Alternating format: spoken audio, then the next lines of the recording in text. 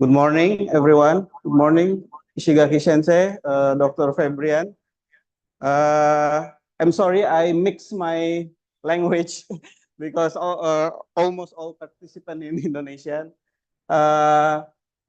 Terima kasih atas kedatangannya ya dari berbagai kelas dan juga bahkan yang bukan mata kuliah yang sekarang ya, tapi ada yang peserta mandiri yang saya juga kaget ternyata banyak juga animonya. Terima kasih sudah datang di kuliah umum hari ini. Seperti yang sudah ada di poster ya, hari ini kita kedatangan tamu istimewa ya. Thank you very much. We are very appreciate for your coming, Dr. Ishigaki, Monori Ishigaki, and then Dr. Febrian. Mereka adalah dari NIES ya, National Institute for Environmental Studies. Ya, kalau di Indonesia kan itu ya semacam BRIN-nya Indonesia ya. Jadi itu adalah institut ya penelitian ya, research center tentang studi environmental ya. So in this room maybe 100, more than 100 participants, and then from the Zoom meeting maybe about 30 or 40, or maybe after that maybe more can join us in our general lecture. And then the title of the general lecture is about waste management in Japan. Yeah. And then also the other interesting topic is how to study in abroad, especially in Japan. Dr. Febrian will explain to us about how the tip and trick to study in Japan and then get the job, even get the job in Japan. Because ini Mas Febri ini salah satu contoh baik ya, bahwa peneliti Indonesia itu juga bisa berkarir di Jepang gitu ya. Dan nanti akan ada gambaran berkarir sebagai peneliti itu seperti apa. Terima kasih juga Pak Kajur sudah datang juga di sini menghadiri ya. We are in the very busy week, Sensei. We are very sorry because in these 3 weeks we have 3 international program. In Malaysia we have summer school. Our student and some lecturer going there in University of Kuala Lumpur. And then this week we have special guest also from NIES. And then next week we have also Sakura Science Program. Ya, kita akan kehadiran juga mahasiswa dari Jepang. Ya, jadi nggak perlu international program, kalian sudah merasakan kultur internasional di sini ya. And then we have also special student from Germany, Julian, also from Germany, one of our student. Oke, untuk menghemat waktu ya, for saving the time, I invite Dr. Ishigaki to explain waste management trend in Japan. Maybe in the 45 minutes maybe, but it's very flexible. It's up to you. But our limitation is about 12 o'clock is our time. And we are very sorry also in our faculty, there is a festival program in below our room. I hope it's not distract our general lecture. Dan juga siapkan pertanyaan terbaiknya. Give your best question ya, because we have present for you. If you have the good question for Dr. Ishigaki or Dr. Febrian, we have present for you. So give your best question for the lecturer for the speaker. Karena ini tidak tahu ya, karena their busy time ya, nggak tahu kapan lagi datang ke sini ya. Jadi tolong persiapkan sebaik mungkin ya pertanyaan-pertanyaannya. Ya. Oke, time and screen is yours, Dr. Ishigaki. Thank you very much for the introduction. Again, good morning, everyone. And also, I hope that the person participating from Zoom can hear my voice. I'm sorry, I cannot check from me. So if anyone can check, please tell me something wrong. And again, my name is Tomonori Ishigaki from National Institute for Environmental Studies in Japan. Today, I'd like to give a brief introduction about the current situation and some topics in the waste management, solid waste management in Japan.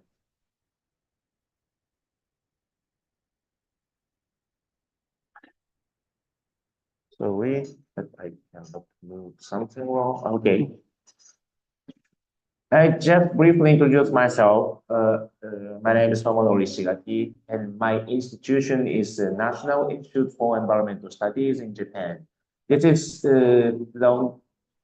belongs to the Ministry of the Environment in Japan. So we are kind of the one of the agency of the government, a governmental organization.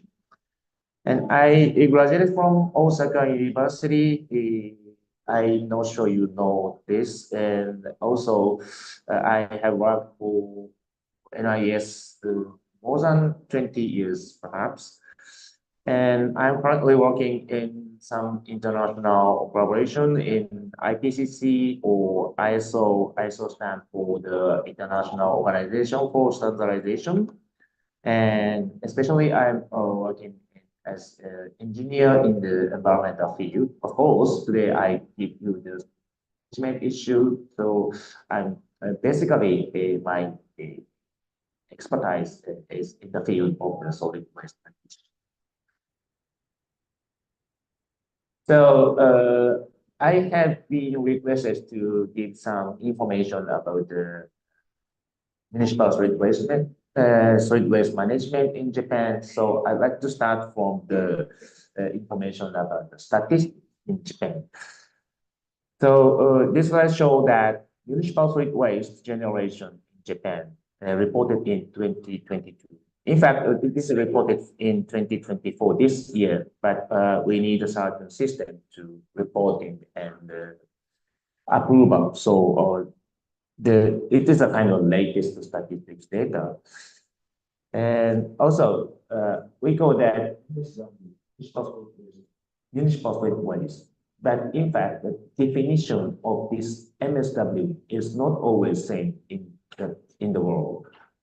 So the Japanese definition is that the solid waste generated from the domestic activity, maybe generated from the person who lives in municipality. And also we add the solid waste that is generated from the business activity in the municipality. This is also counted by municipal solid waste.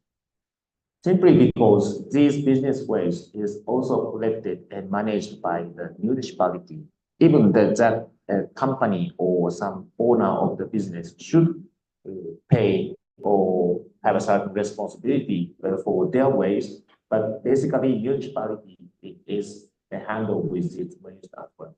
So in Japanese statistics, the MSW, municipal solid waste, mean that it includes the domestic one and the business.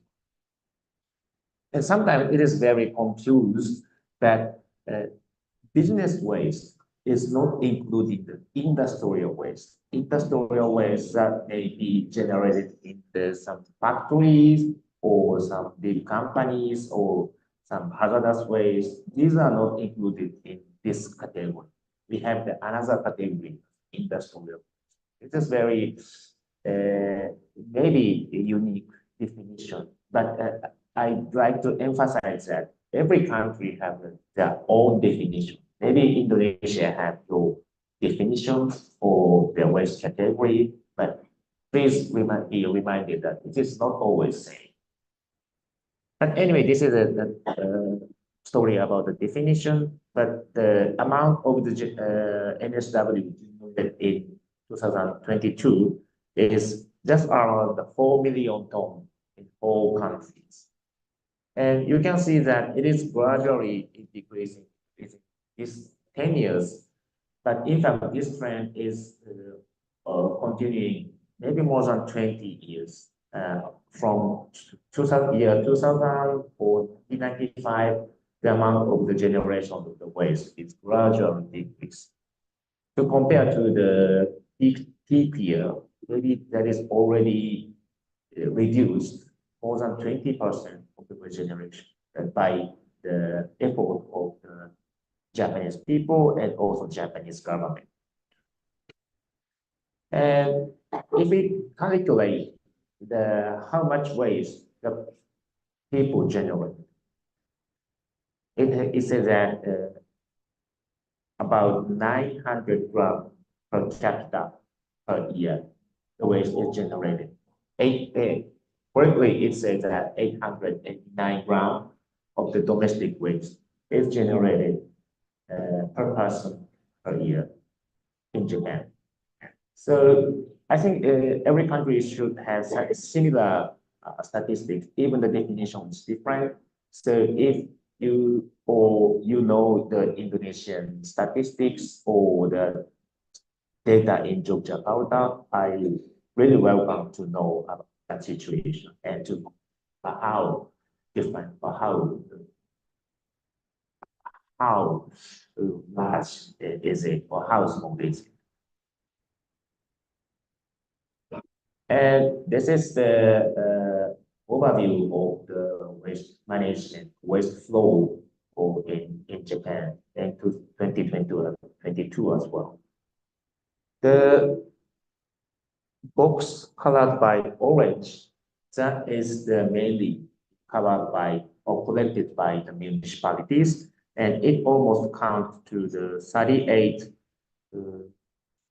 It looks like 38,000, but in fact, the unit is 1,000 tons, so it means that 38 million and 830,000 tons of the waste is collected by municipality. And beside that, in Japan, we have the specific activity that the waste recovered by the community, and the community can handle that waste to sell to the recycler and get the income to manage the community activity. Maybe I know Indonesia have the similar system, so-called waste bank. This is very famous system, I know. But in Japan, in fact, we also have a quite similar system. But the difference is that this community activity is also under the regulation of the government and municipality. So if we add this activity 1,515 plus 38,830, it may be the amount to be almost 4 million tons of the municipal solid waste in a year. So one of the topics or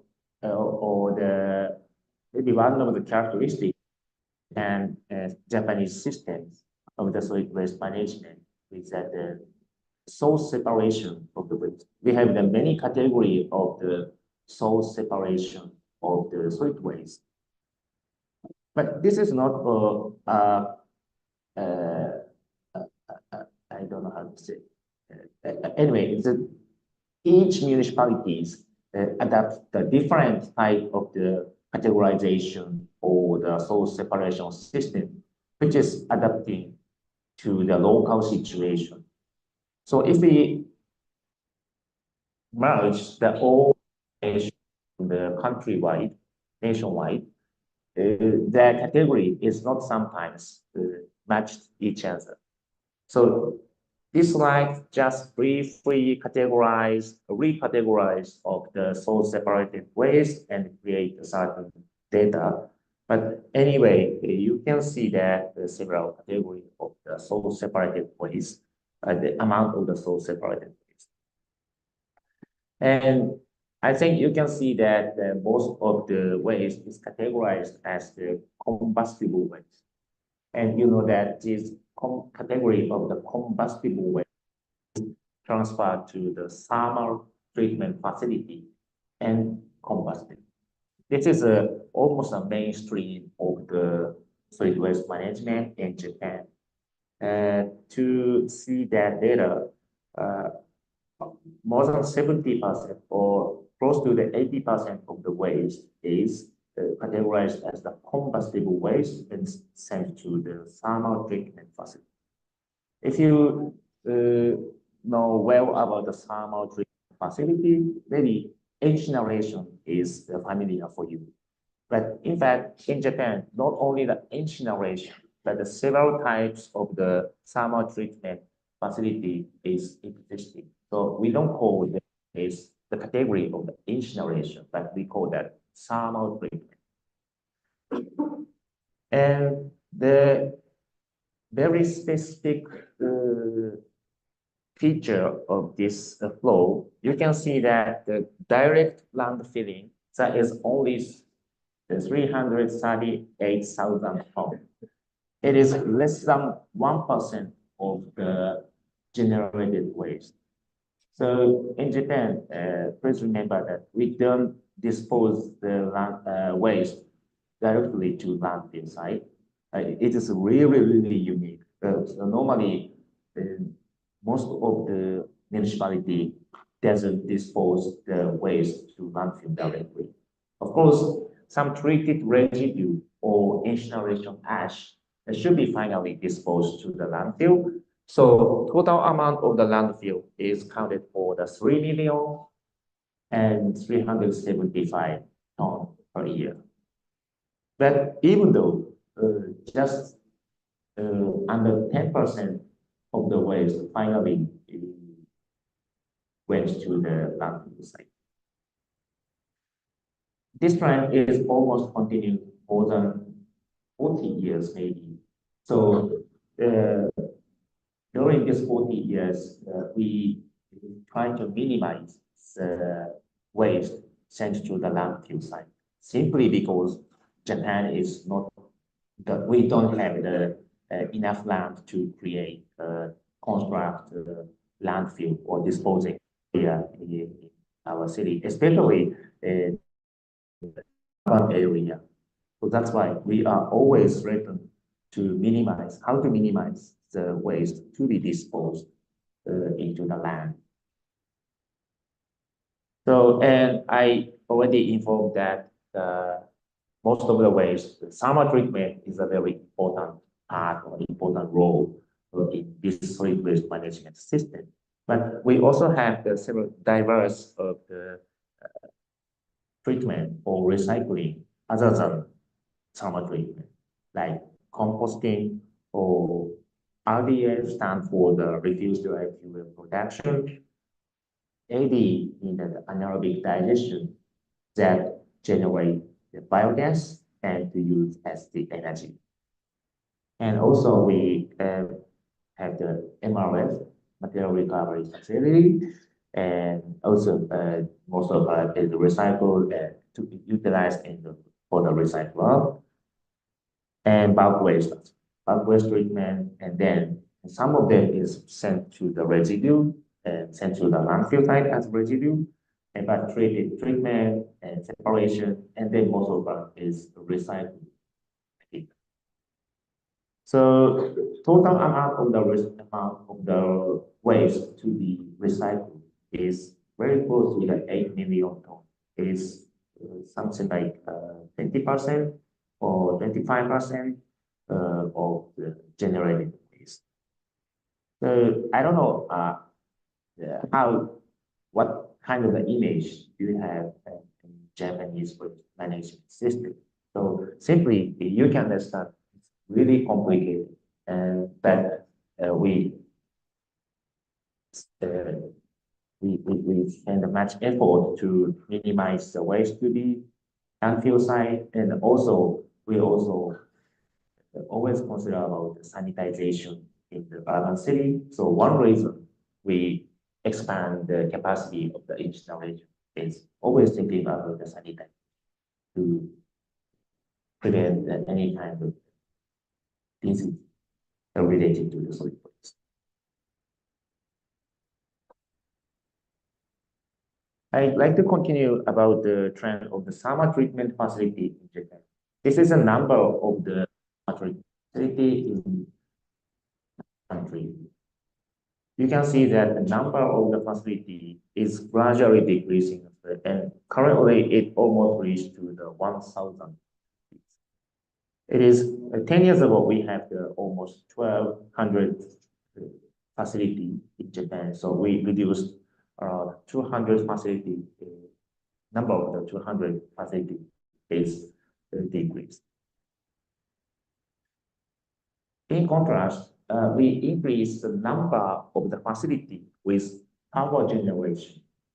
During the summer treatment, they produce vapor and heat, and mostly direct heat utilization is the main part of the energy recovery. Recently, we try to increase the capacity of the power recovery of the electricity. And that is one reason that the number of the facility is decreasing. I continue this story. Still, in that thousand of the facility, but some part is occupied by the small-scale furnace, small-scale facility, which is owned by the small municipality.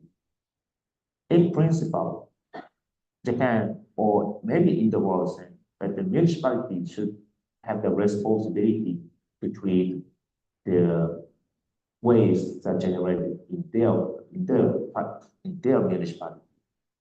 And so that in this principle or rules, even very small, but each municipality try to construct or try to handle their waste inside their region, in their area. So that's why even the small municipalities, they try to have their own municipality. But recently, because of the several reasons, it is becoming very hard to keep or to possessing or operating these facilities by themselves. One reason is that they are facing the financial hurdles due to we call that super aged society. Basically, 20 years ago, we called that aging society. But recently, it reached to the super aged society. That ratio of the person aged over 65 years old occupy more than 20%, 21%. It is called as a super aged society, and Japan is also related to that. It is also the one social problem. Together with the municipality, for the municipality, they are really being difficult to get a certain tax from the person who lives in the municipality. Because of labor age of the generation of the labor or the working workers is going to decrease. So they are facing some budget issue, budget trouble, and so that they are always trying to save, find out to save in any kind of the public service. So that is one reason it is becoming difficult to manage or operate the small scale thermal treatment facilities. Other reason that it is a government policy. We are trying to expand or increase the capacity of the energy recovery from the thermal treatment facility. In this case, small scale furnace is not suitable, but the bigger scale, larger scale furnace is better to increase the efficiency of the energy recovery in terms of the power generation. So recently, so that is a reason the small scale municipality try to merge their waste and construct the larger scale innovation. So, for example, if 4 municipalities jointly construct one incinerator or thermal treatment facility with the power generation. In this case, 4 facility is becoming the one facility. It means that reason to reduce the number of the facilities. But in fact, the capacity of the thermal treatment is still increased. And we call this policy as to enhancement or promotion of the cross-regional management. We try to remove the border of the municipality and create one alliance or something like a group of the municipality and to handle waste together and to provide the public space for the living that those municipalities and also try to increase the capacity or efficiency of the power generation. So currently in Japan, the efficiency of power generation more than 20%. Number of those kind of the facility is gradually increasing now, and the government try to increase the ratio of those efficient power generation plant in Japan currently. But very, very small municipality that cannot good cooperation with other municipalities or very isolated municipality, it is becoming really difficult to construct such kind of thermal treatment facility. So another trend in current Japan in currently, we have the different stream or different way or changing their mind to treat the waste management, to utilize a locally adaptable system other than thermal treatment. So one of the options that is already adopted in the very small municipality in Japan is that the production of solid fuel. So you know this is as close to the refuse derived fuel, RD. But they can produce a very good quality of the fuel or good quality of the RDF from the municipal solid waste, because they have the certain category of the former they call the combustible waste, but same kind of category of the waste is collected and separated and partly dried and produce solid recovered. This system is so-called mechanically biologically treatment or mechanical biological treatment, which is mainly developed in the Germany or some other European countries. So recently, the number of these kind of facilities is increasing in Japan as well. And of course, yesterday we have visited several facilities in Jakarta, and they also have the not really similar, but certain idea they already have to produce RDF and utilize in the industry. This is a good way for recycling.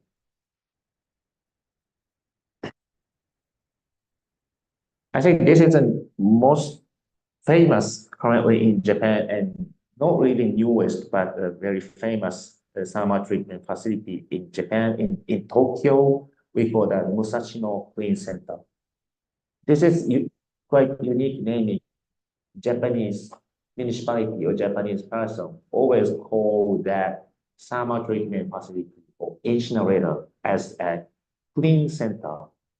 So if the person from foreign country possibly listen that word, maybe they don't understand what clean center.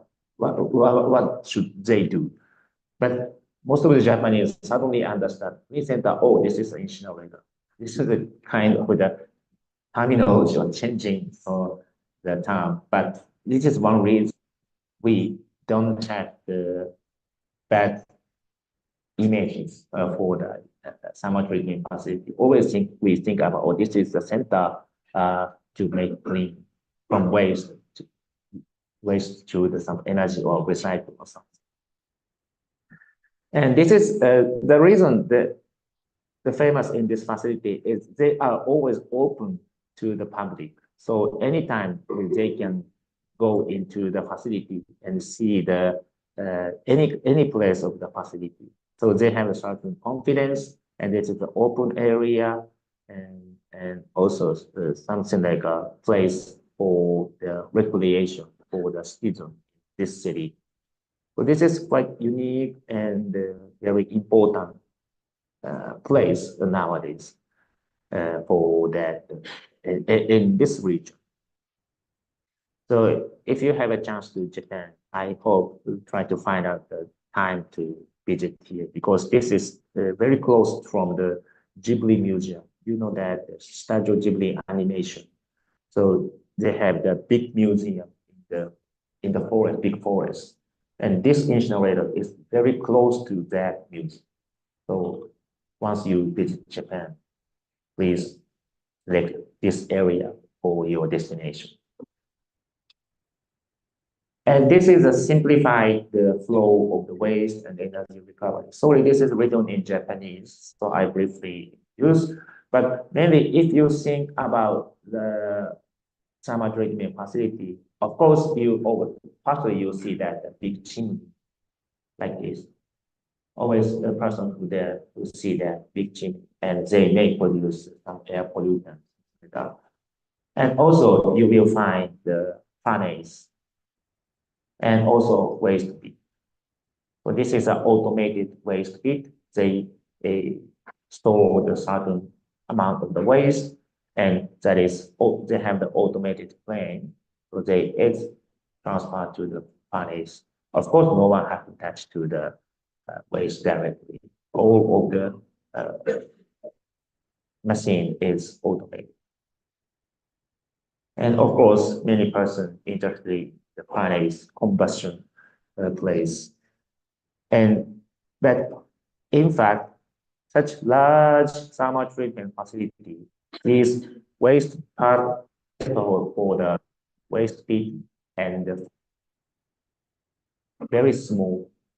But most of the place is prepared for facility for energy recovery and place for the air pollution control, decontamination, or remove the air to be finally discharged through the chimney. And also they prepared a huge place for the ash decontamination. Incineration ash may sometimes contain the very hazardous waste, both of the inorganic and organic substances. So as a responsibility of the thermal treatment facility, they also have to decontaminate for those wastes. And finally, thanks to the next step. Next step should be the recycling of the ash or disposal to the landfill. I think this is the most of the end of my presentation about the solid waste management trend in Japan, but I'd like to add one more thing, the current big topics in our country about the solid waste management. Simply, maybe Indonesia saying you may be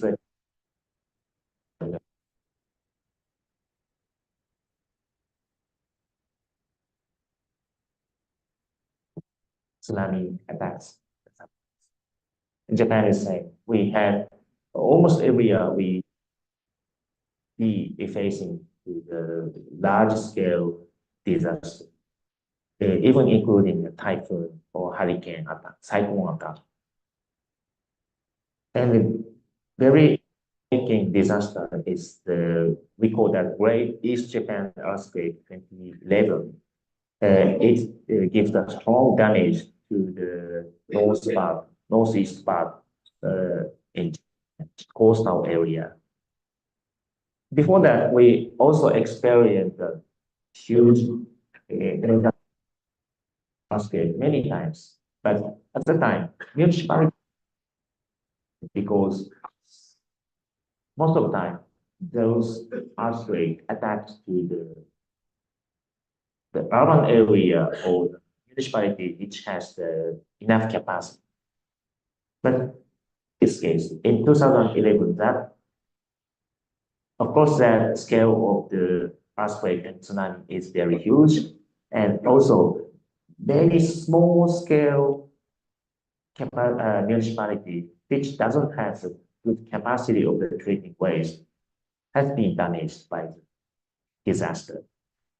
So in this case, at that time, we try to implement several policy or emergency response for them. And we finally overcome, but together with that, we, government and municipality, realize that we should prepare at any time, especially currently we say that normal time, no disaster so far in this time. But in this normal time, we should consider or design the plan how to handle appropriately the disaster waste, and to do several things to design and plan to create the system or to increase the capacity, even if we make the disaster and if we have to handle the disaster waste management,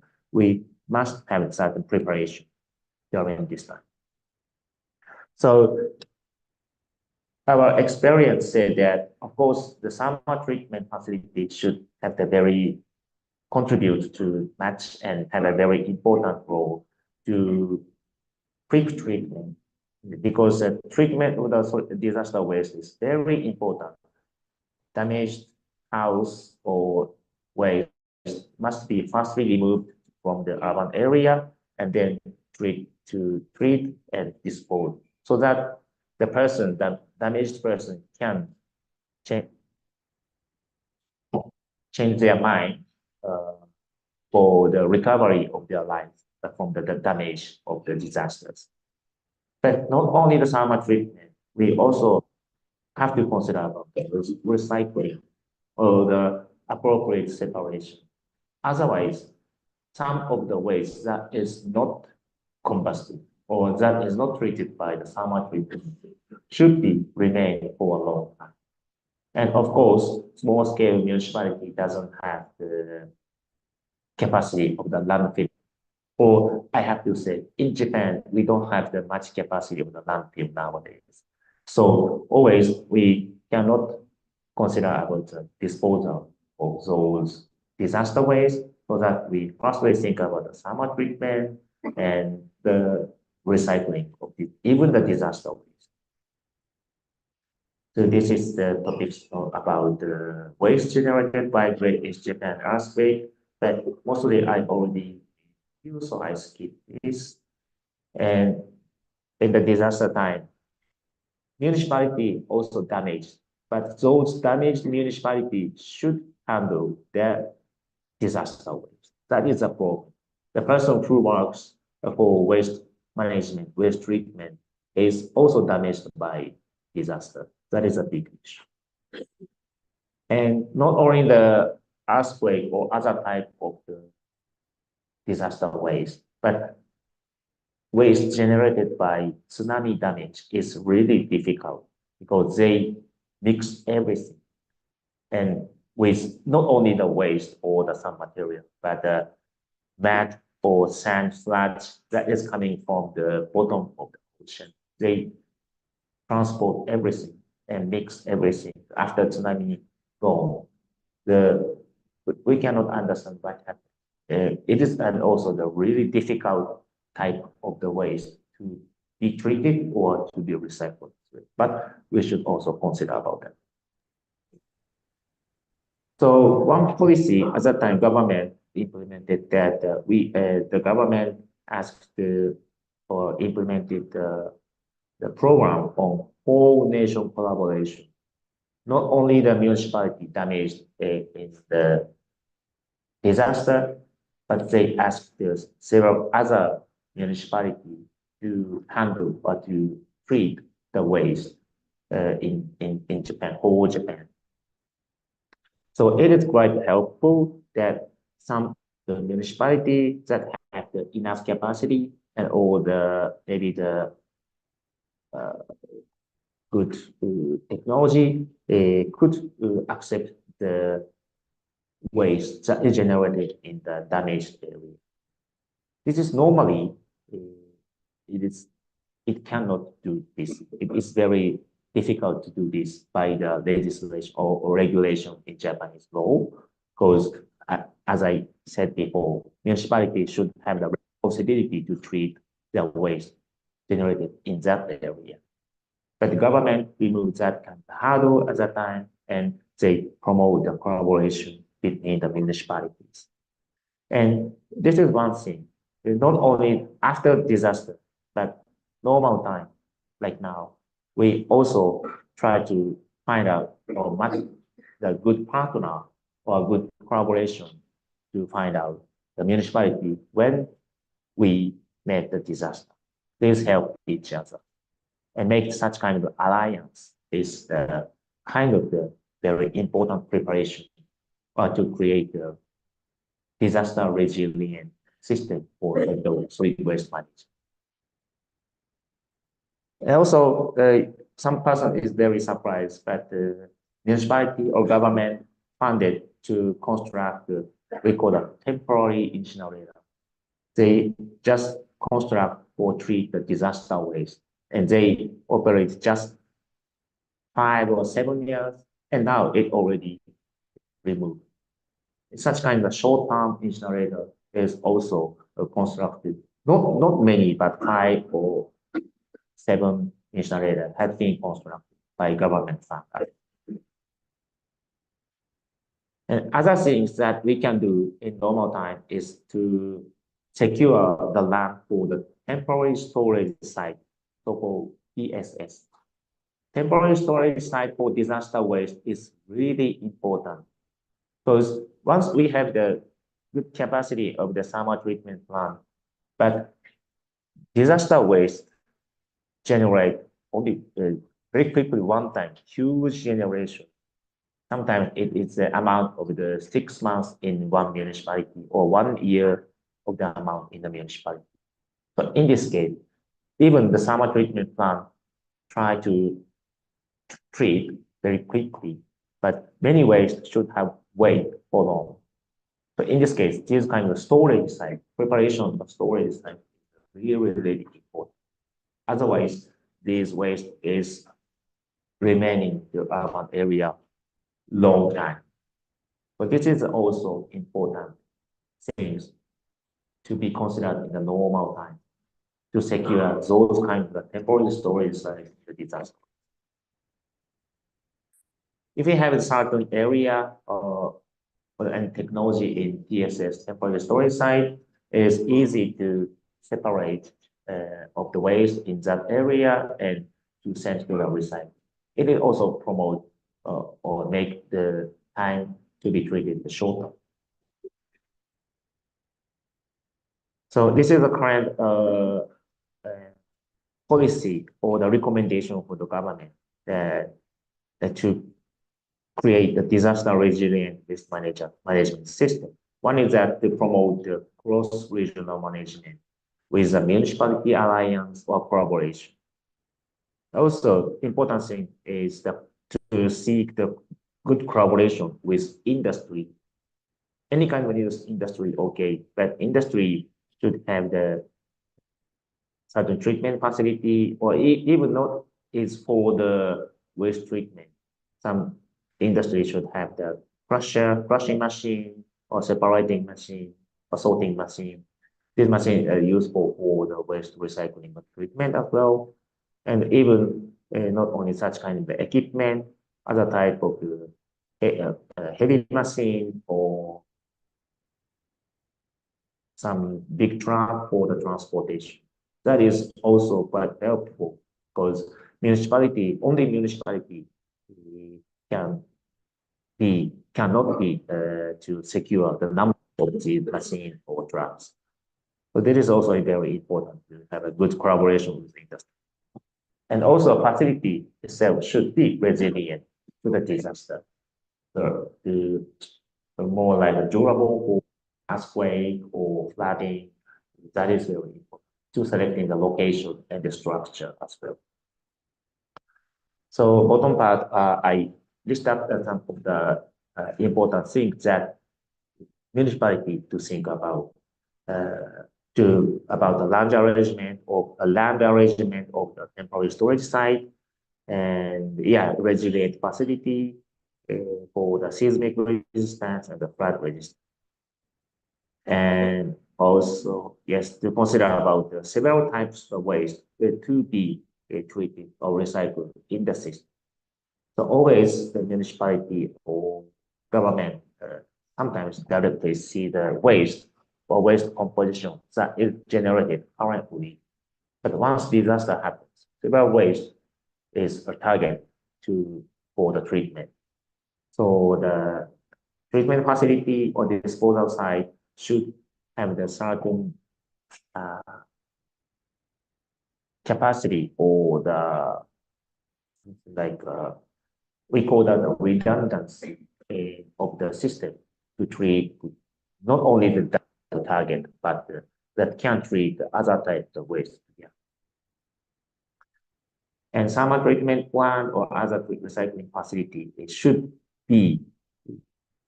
become the important energy source, especially the emergency phase or evacuation phase in disaster. So Musashino Clean Center that I showed previous slide is such kind of a function. Once disaster happens, that is a place for becomes evacuation area to the person evacuate from their house and go to the clean center. And at that area, they can also generate the energy power. So it can provide to that evacuated person. That is very important role and function in the clean center nowadays. So this is the one thing to create a certain design, create a design managed in Japan. I hope, and we are now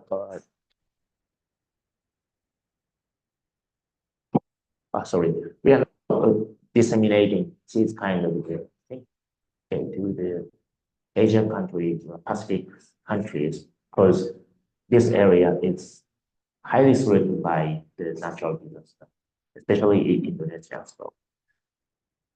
So I also prepare some other slides, but I think it is too much for me and only for you as well. So I'd like to my presentation. Thank you very much.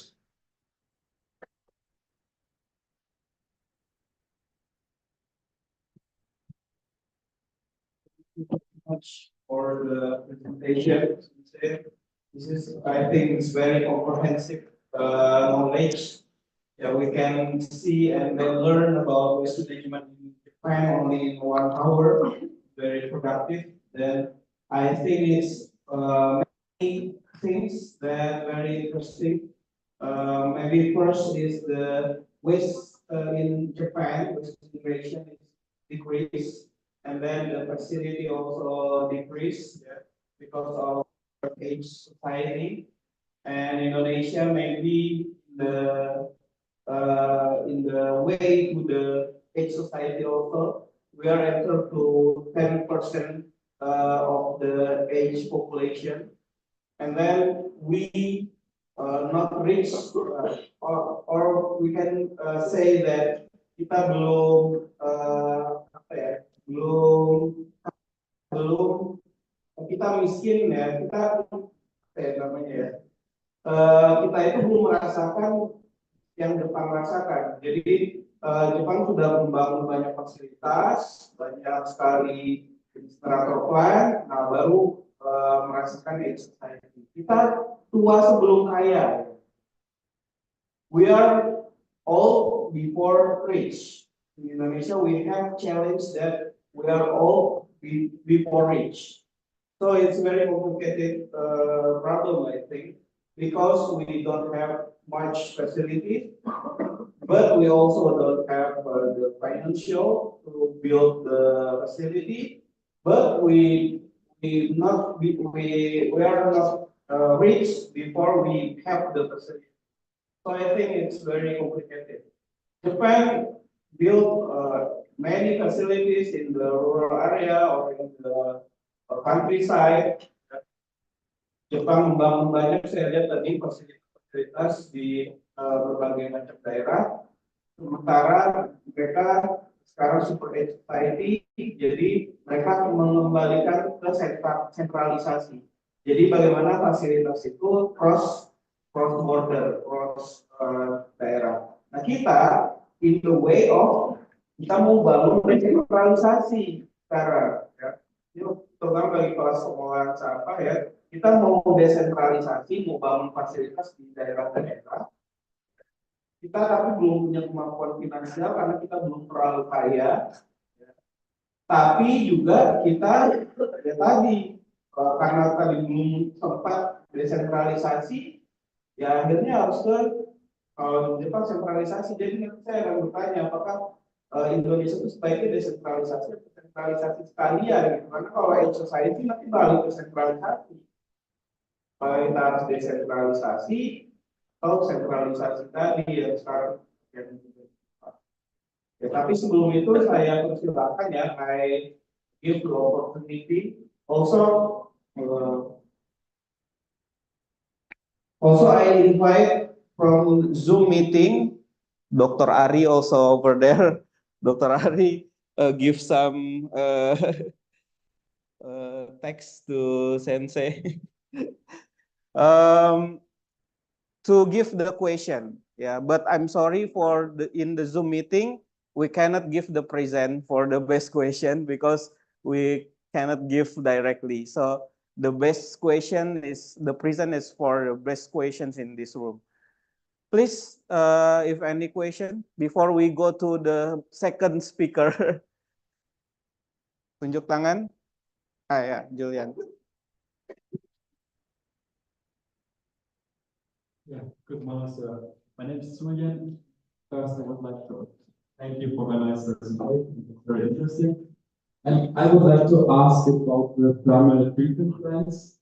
First of all, are they economically independent or even are they subsidized by the government? My second question is, how much electricity is produced by all the thermal treatment plants combined and like how much electricity can they produce together? Thanks. One thing that the government subsidy for construction, as far as I remember, they could get the budget up to 50%. So the municipality should own the half of the budget, and 50% is funded by government maximally. But they have a certain condition, something like the power generation efficiency should be for the 15%, or if that is lower than 50%, they cut the percentage of the funding, something like that. They have a certain condition, but yes, if satisfy all conditions, it reaches to the 50%. And for energy recovery, sorry, I may create the data, but maybe didn't show well.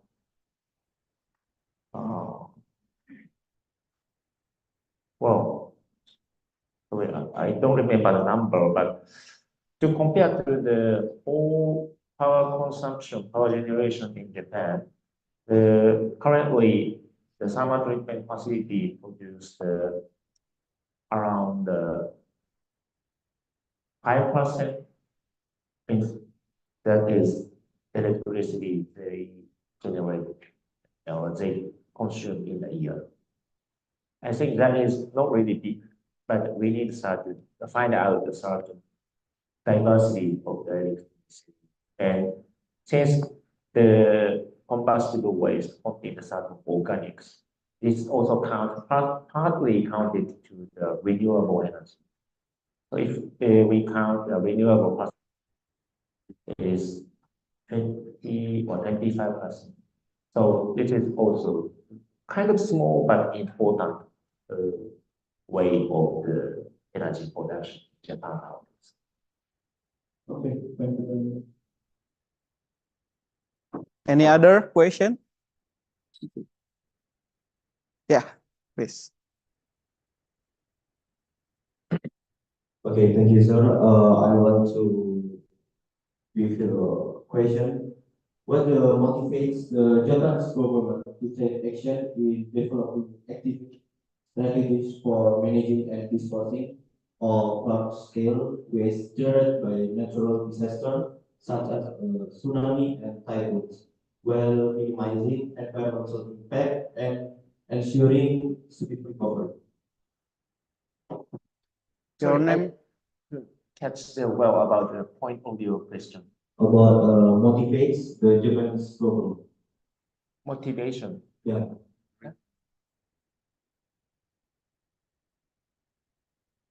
Ah,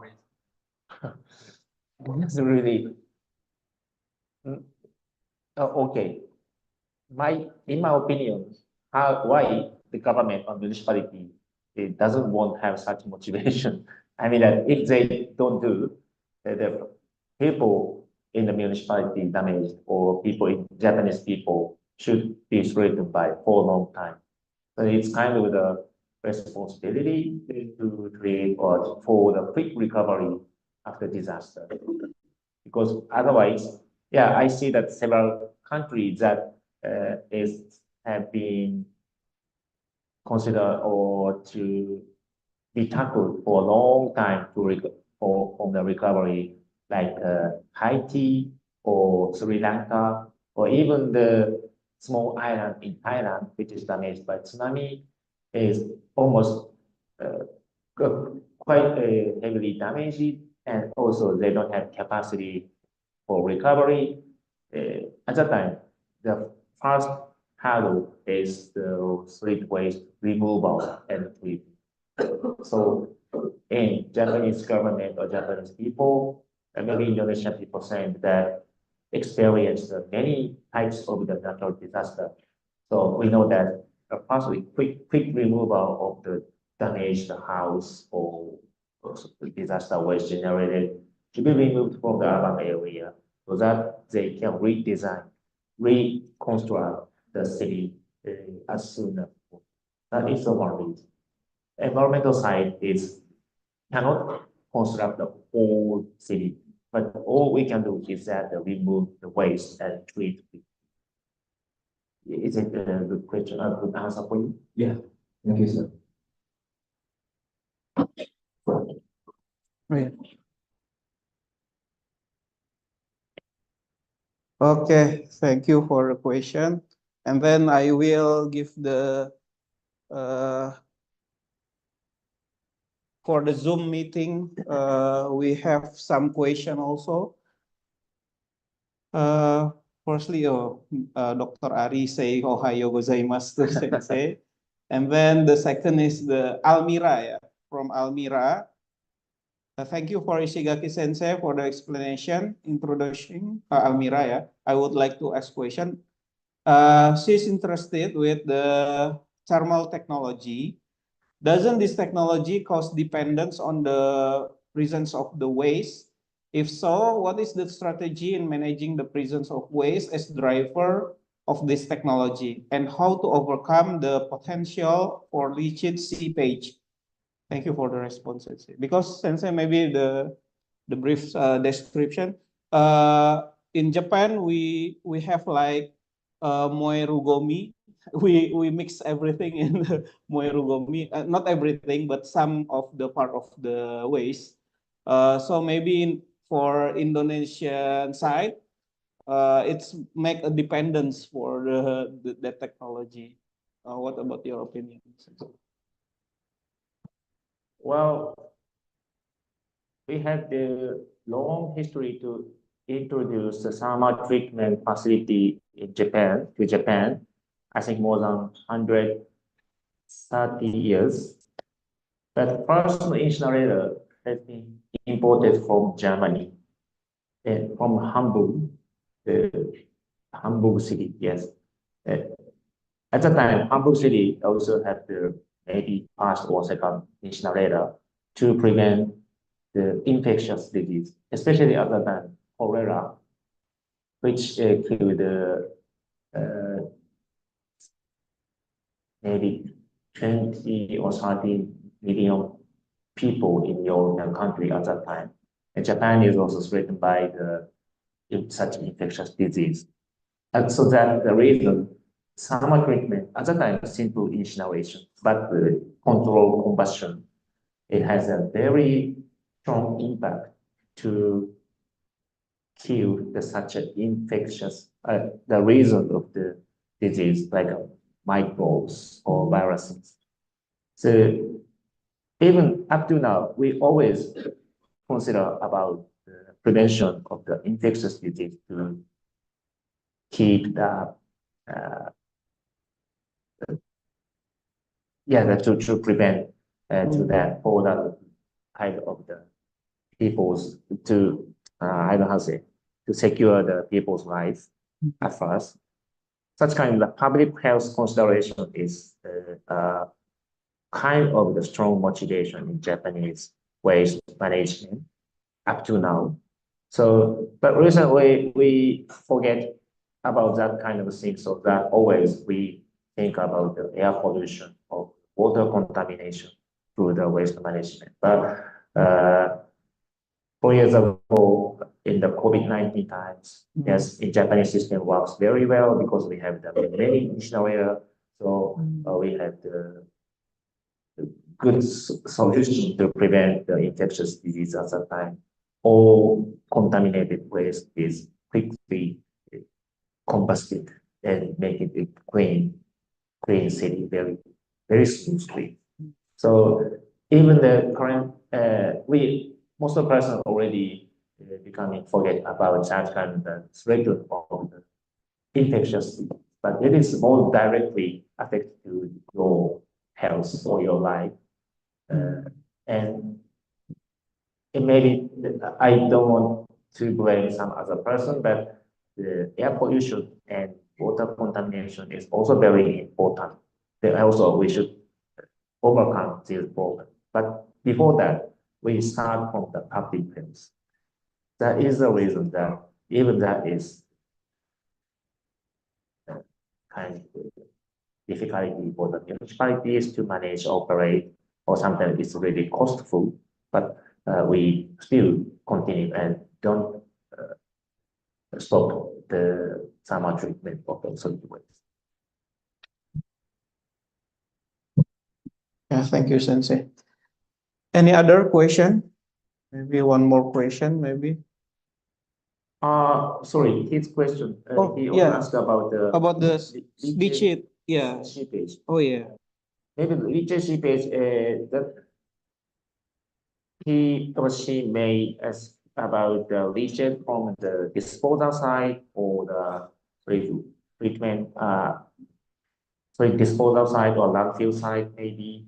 But not only that kind of landfill or disposal site, every kind of the treatment facility should generate a certain leachate or wastewater generated from the waste. Sometimes we call that the waste juice. Once you squeeze the waste, it generates the certain water with so-called waste juice sometimes. And the control of this is also very important because not only that it looks like dirty or has certain smell, but it may contain, of course, contamination and some hazardous waste, but hazardous substances. It may also contain the potentially infectious source, like microbes, viruses. It should be also included there. So it's kind of the same reason. Firstly, we should consider the public health. So that's why the leachate seepage is also very important issue. And all we can do is that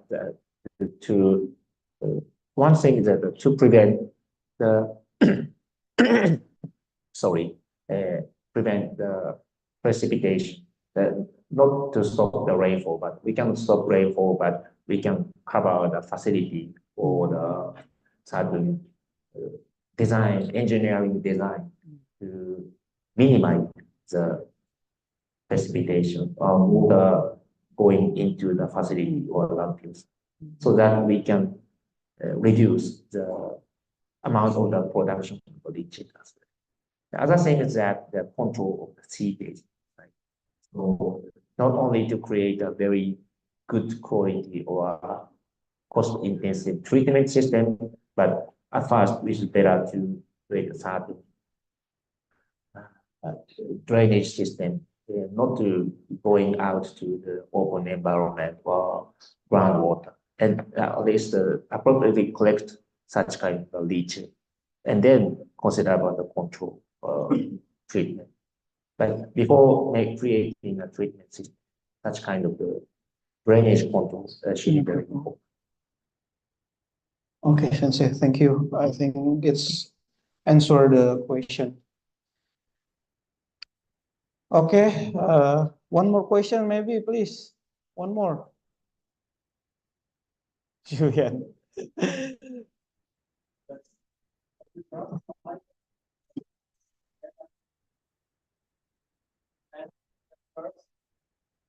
Created like 890 grams of waste a year. But I'm wondering, because waste like the amount Indonesian people make in 3 days, so it seems like really less. What's the reason, or how is it possible that Japanese people are able to produce that small amount of waste?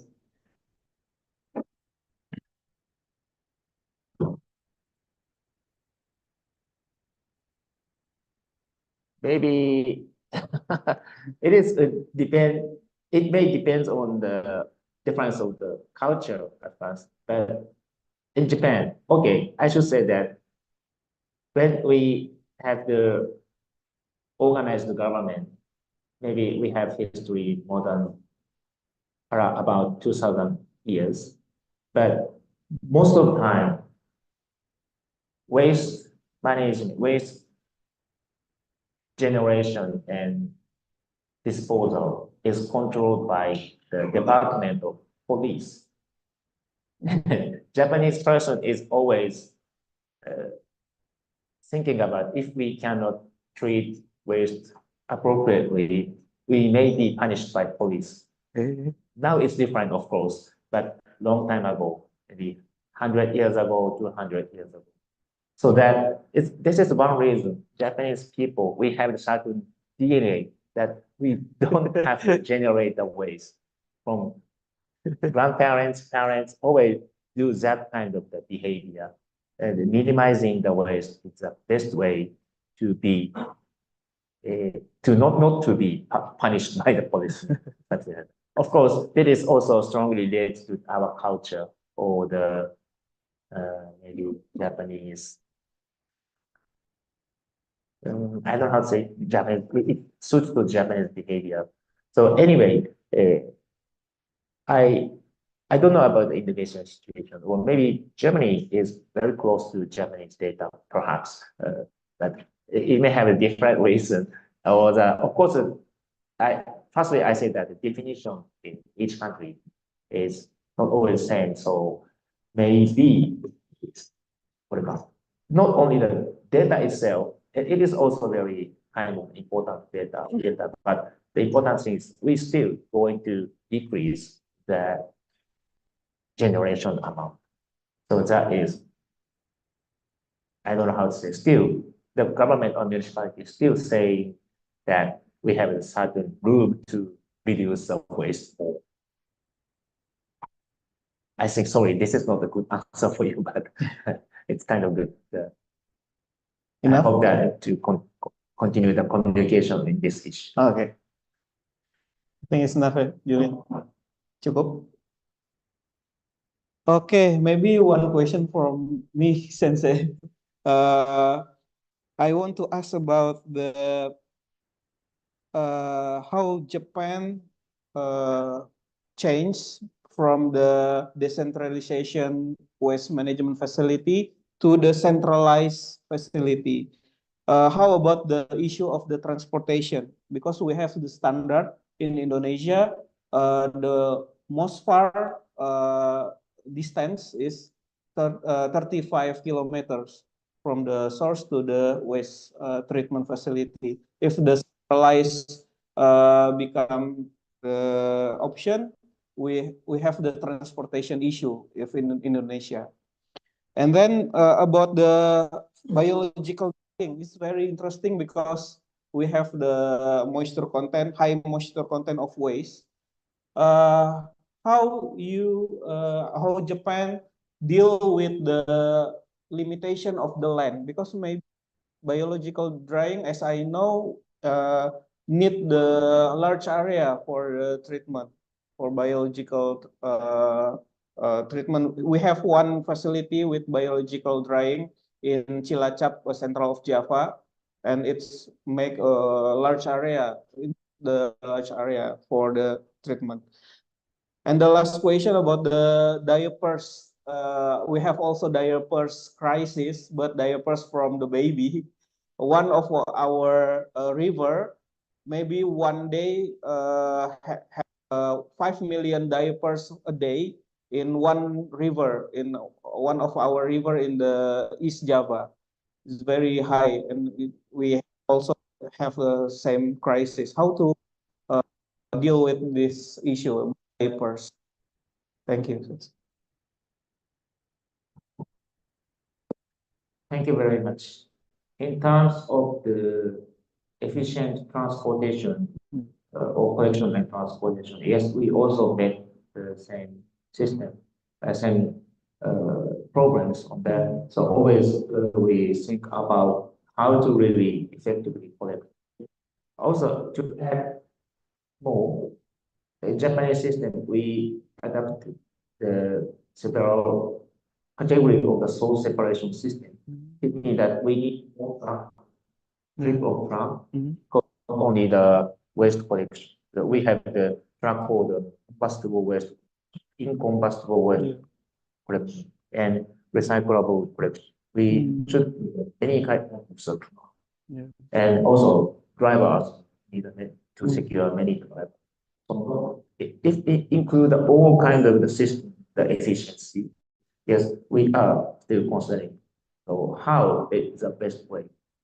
So that we are thinking about if we create a one big alliance, it may finally reduce the number of trucks, number of trips due to the Japanese system. But I know that if we just focus on one thing, see the combustible waste only for them. Yes, the extending the distance should create problems only. But in terms of the efficiency, but if we consider about the efficiency, sometimes it may lose the quality of the service of the public service. So in this case, sometimes it is not good efficiency, but we still continue to collect the waste house to house, door to door collection, even we sometimes adapt for the public services. And but if we think about the total system, the extending or longer trip of the truck doesn't matter so much, because if it may create a much efficient system of the treatment itself. It may contribute to reduce the environmental impact in the systems. But if, of course, it becomes too long distance, it may exceed the benefit. So that we always consider the total system efficiency. And the second point, I remember biological treatment. right. He's right. It depends on what kind of the technology should we adapt. So as far as I know, some in Indonesia or in Thailand, they dry the wet open area. Yeah. So in this case, sometimes they also receive the rainfall, and also they use drying technology. So the balance is always they receive something it is. Yeah. So that is the reason it takes a long time for the. So in Japanese system, this is from Italy, but we have the technology or Italian technology, also Japanese, but not really a strong aeration, but they have a certain system to recover, send the air and recover the vapor. It's like an engineering system, not like a open switch or open drying system. So that is a reason we can save the area to be for the necessary drying. But I know that if we adapt the open drying system, yeah, the necessity land is almost similar to the landfill. Yeah. And third question, I'm sorry, I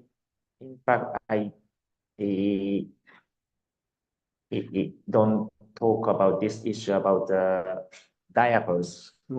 Yeah, I always talk about this diaper crisis, the problems, a diaper crisis due to the superage society in Japan. But yesterday I see the many diapers in Yogyakarta, but it was a diaper from the kids. Yeah. Yeah, that is big difference between Japan and Indonesia. And yeah, diaper is a kind of the category to be considered is being difficult treatment, or difficult treatment or the handle management. So currently in Japan, again and again, I say that, but we have the many summer treatment facilities. So it is easy to dispose to the diaper, and even diaper should contain the many moisture, but it for the initial. They currently the summer facility have the good so they don't care about the diet. But if you talk about the other treatment like system, Yeah. in this case, yes, the diaper include such polymer, so-called super absorbent polymer that absorb those kind of partly high moisture part to biological bio drying or maybe composting or other treatment as well. So as far as our investigation, this is not impossible, but we should slightly change the operational condition to adjust to the containing the polymers or diapers. So even with some treatments, okay, but other than some treatment, we control of the treatment changing the operational condition. This is our result of the investigation. Okay, thank you very much. Thank you very much, Sensei. Give one applause for.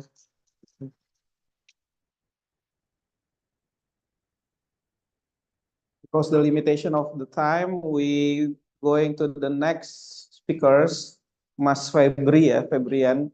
Silakan mau mix atau mau bahasa Indonesia full juga nggak apa-apa, tapi kan slide-nya sudah dalam bahasa Inggris ya, jadi bisa di ini semua. Jadi saya persilakan Mas Febri ini salah satu teman saya di Kyoto University dulu waktu S3. Beliau sekarang juga sebagai peneliti di NIST, National Institute of Environmental Study. Jadi silakan bisa pelajari ya bagaimana pengalaman beliau ya dari kuliah di luar negeri, S2, S3 sampai nanti bagaimana hunting job ya di Jepang. Silakan Mas Febri, waktu dan tempat dipersilakan.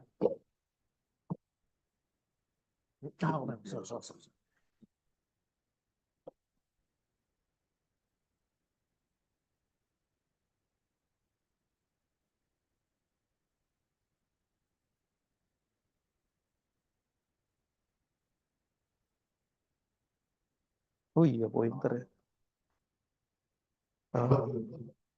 Assalamualaikum warahmatullahi wabarakatuh. Next. Sebelumnya saya saya harus kesulitan dalam bahasa Inggris soal kalian tidak kesulitan. Pertanyaan bahasa Jawa ya. Jadi kalau gitu Beda.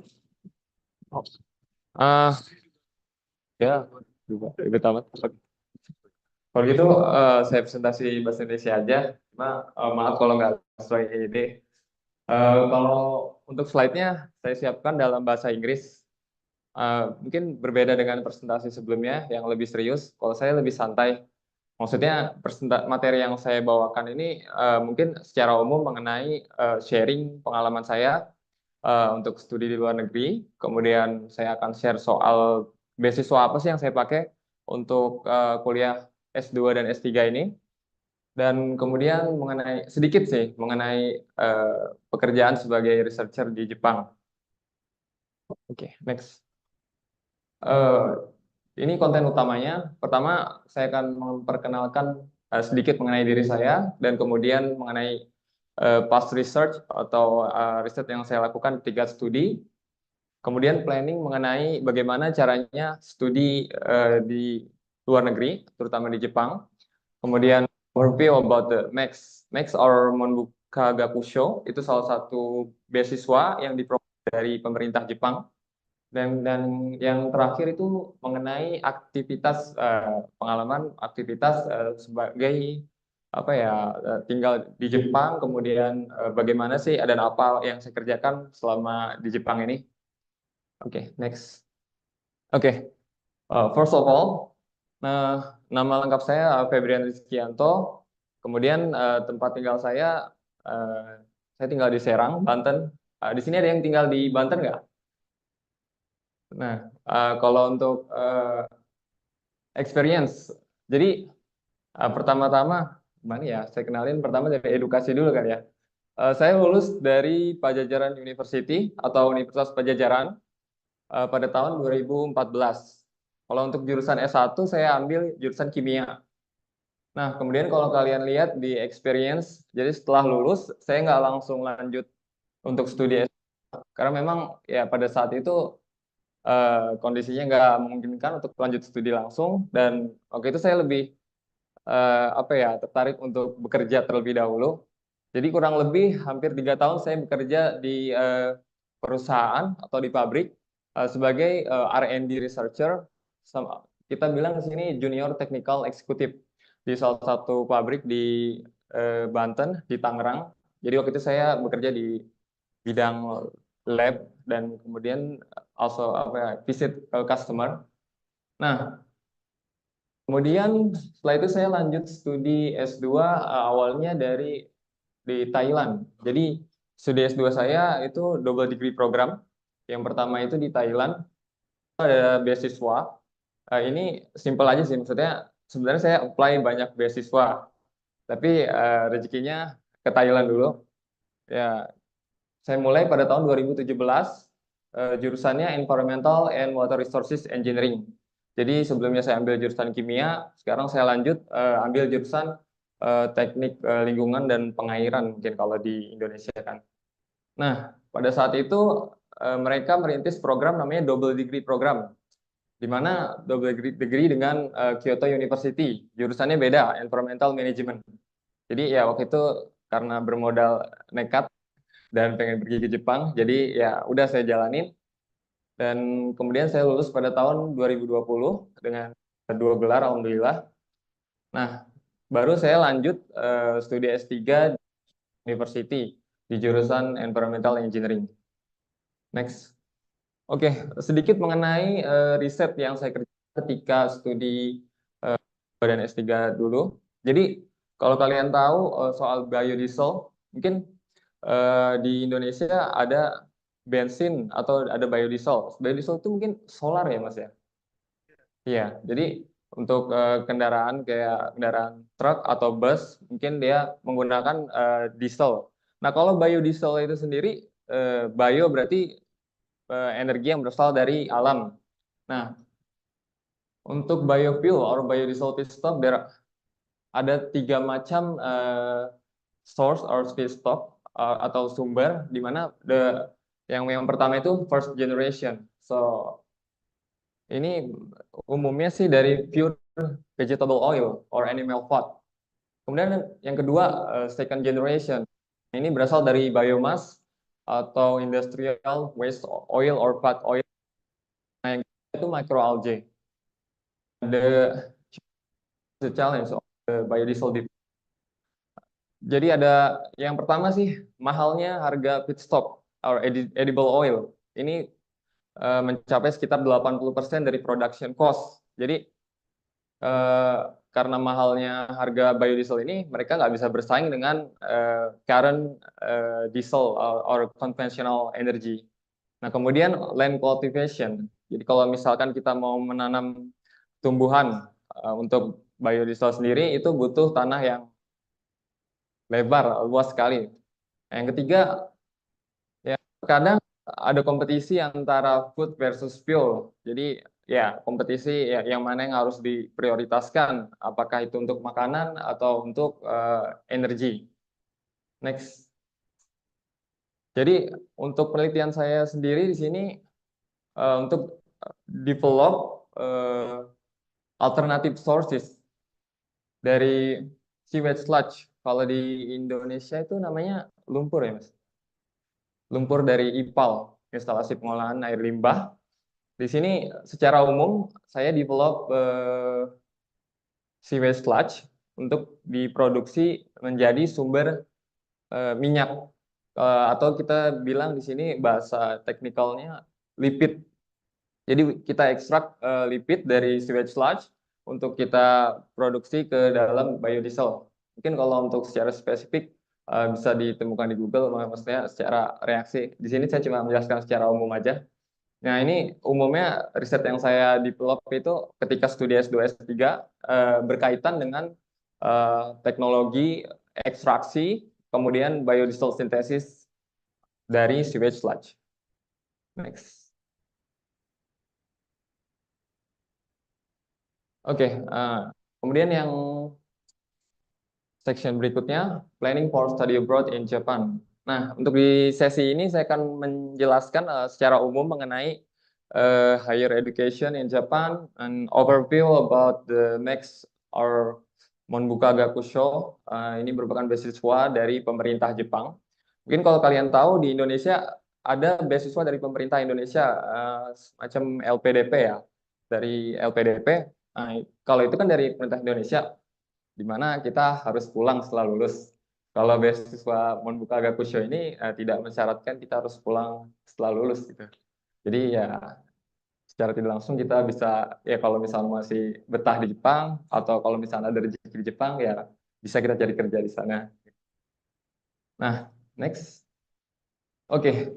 Basically secara general mengenai higher education in Japan masih di Jepang sendiri masih menjadi salah satu apa ya negara dengan kualitas pendidikan yang baik. Mungkin kita bisa lihat secara pragmatis atau kita lihat secara ranking di Times Higher Education World University Ranking. Ini beberapa universitas di Jepang, list top universitas di Jepang. Kalau secara nilai kita lihat University of Tokyo, kita panggil itu Todai, Tokyo Daigaku. Nah, kalau Kyoto University ada di urutan kedua di sini.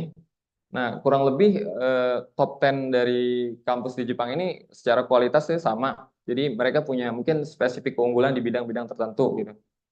Next, di sebelah kanannya itu kalau kita lihat mungkin kalau untuk dari publikasinya sendiri. Kalau tadi kita lihat ranking secara keseluruhan, secara umum. Kalau secara publikasi, mungkin ini di Jepang sendiri dia masih masuk top 5 in Japan. Like Jepang ini masih ya di bawah United States, China, UK, Germany dengan ya citation per dokumen sekitar 20,20, high index juga lumayan 1.300. Jadi secara umum kualitas pendidikan di Jepang itu ya top lah, bisa dibilang. Sorry, still dikit ini. Kita juga alumni kita sekarang pasca Hero itu ada di University of Tokyo, dari suara itu ada di Kyoto University. Jadi jangan ini, kita juga punya kesempatan. Nah, ya, anak UII itu asli teknik lingkungan UII sekarang sedang dipakai dari Kyoto itu kan gitu ya. Oke. Ya, jadi ini saya kasih soal beasiswa Max ini, next mungkin. Soal Max ini mungkin secara kompetisi mungkin tidak ini LPDP ya. Maksudnya ini kalau memang ya mungkin kalian belum berencana, maksudnya belum tahu apa sih yang mau dikerjakan setelah nanti lulus S2, S3. Jadi saya kasih gambaran secara umum, mungkin memotivasi kalian secara tidak langsung. Dan yang pertama, find your path. So, untuk beasiswa Max sendiri ada 6 jenis ya. Kalau misalkan untuk lulusan S1, mungkin ketika studi S1 ada yang namanya exchange program. Jadi kita bisa short exchange mungkin sebulan, 2 minggu gitu. Kita bisa datang untuk exchange. Nah, kalau umumnya sih beasiswa itu kalau kalian sudah lulus S1, ada yang namanya research student. Jadi untuk lanjut S2 sama S3. Next. Nah, pertama-tama sebelum kalian menentukan mau studi apa, kalian harus tahu tujuan untuk studinya itu mau ngapain gitu. Maksudnya, ya nggak perlu spesifik harus kemana, maksudnya purpose-nya. Yang penting tujuan awalnya itu jelas. Jadi untuk motivasi kalian studinya itu kemana. Yang pertama, misalnya kalian mau ambil S2. Nah, S2 pasca sarjana itu kurang lebih di Jepang itu 2 tahun ya.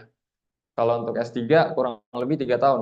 Ini kalau mungkin kalau di Jerman atau di negara Eropa, USA itu kalau untuk S3 sendiri berapa tahun ya Mas ya?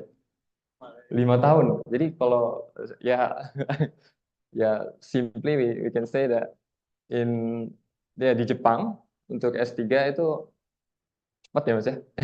Cepat Pak. Kalau untuk S2 ya so-so lah, maksudnya sama di negara Eropa atau di Asia sendiri kurang lebih 2 tahun. Nah, kemudian jurusan apa yang mau kalian ambil gitu. Sebenarnya kalau secara jurusan sendiri, kalau untuk saya satu kan dulu kimia. Reason kenapa saya mau lanjut S2 di teknik lingkungan itu karena minat saya untuk apa ya, meneliti soal waste to energy. Jadi saya ganti jurusan gitu. Saya nggak mau ngambil kimia lagi. Gitu.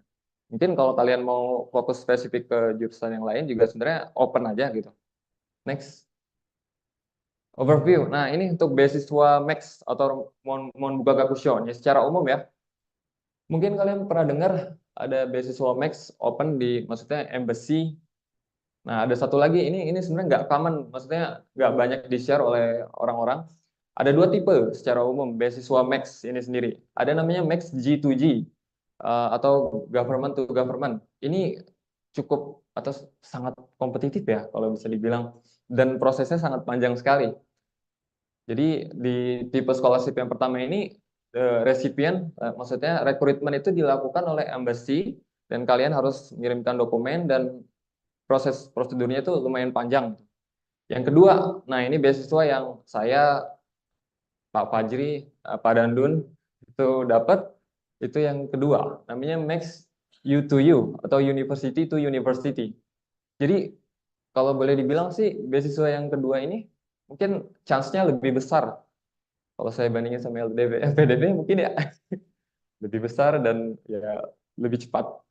Namanya U to U. Jadi di sini University Recommendation, skema di mana kita melakukan approach ke university secara langsung, kayak menemukan supervisor dan apply untuk scholarship. Untuk lebih jelasnya akan saya jelaskan di slide berikutnya. Oke, ini secara umum ya, apa sih perbedaan Max G2G dan U2U? Nah, kalau untuk G2G sendiri, ini recommendation by Japanese Embassy. Nah, kalau untuk yang U2U by university. Kalau secara registration period mungkin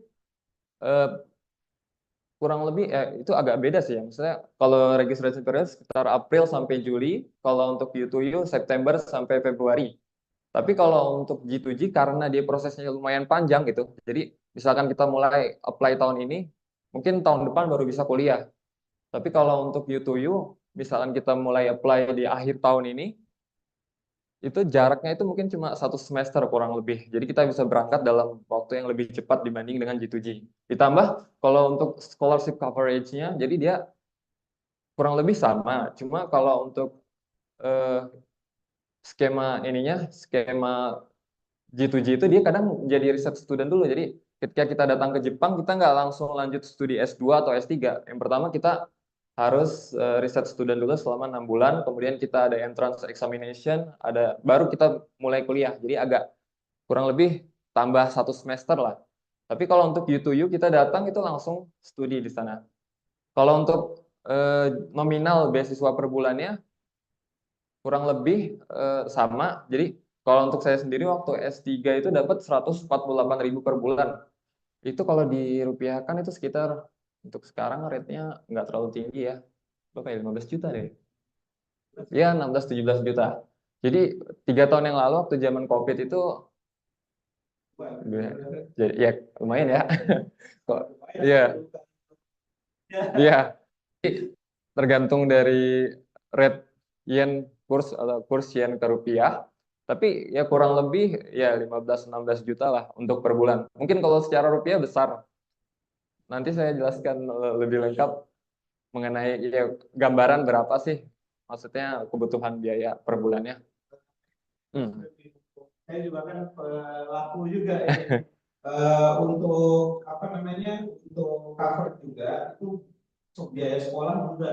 Iya. Jadi kan tuition fee-nya kita gratis. Kalau Iya. Max itu kita nggak perlu bayar. Kalau bayar itu sekitar kalau Meteor itu 500.000 yen setahun. 512.000 ya. Iya, kasarnya. Sama Pak Danu. Iya. Sekitar 60-an juta setahun. Ya hampir sama dengan ini sih. Tapi setahun 60 flat sampai lulus. Nah, kemudian juga sedikit perbedaan G2G dengan U2U itu, bahwa U2U itu close recruitment. Jadi pengumumannya itu sangat terbatas tiap universitas yang ngumumin biasanya. Jadi kalau dosen-dosen kita lagi ngumumin itu jangan dilewatin itu berarti ada kesempatan U2U. U2U itu jauh lebih gampang maksudnya daripada G2G. Karena kalau G2G umum se-Indonesia di seleksi, diambil yang mana yang paling terbaik itu baru disalurin. Kalau tidak dari universitasnya langsung, itu kasih pengumuman ke orang-orang yang mereka anggap kenal gitu. Nah makanya itu jauh lebih karena mereka jauh lebih suka dengan yang sudah ada linknya. Nah kita sudah banyak link manfaatkan. Jadi kalau ada supia lagi pengumuman ya, ada pengumuman beasiswa, itu berarti lagi ada kesempatan besar. Atau kalau memang kalian ada niat lanjut studi, boleh tanya ke dosen pembimbingnya, Bu, Pak, ada ini enggak? Ada chance enggak? Iya. Iya. Ya nggak cuma ke Jepang, mungkin ke beberapa negara lain juga banyak. Jadi kalau memang ada motivasi kuat untuk lanjut studi, gas.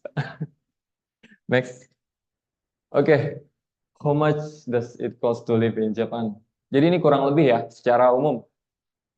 Ini single ya Mas ya, kurang. Ini kebutuhan untuk single.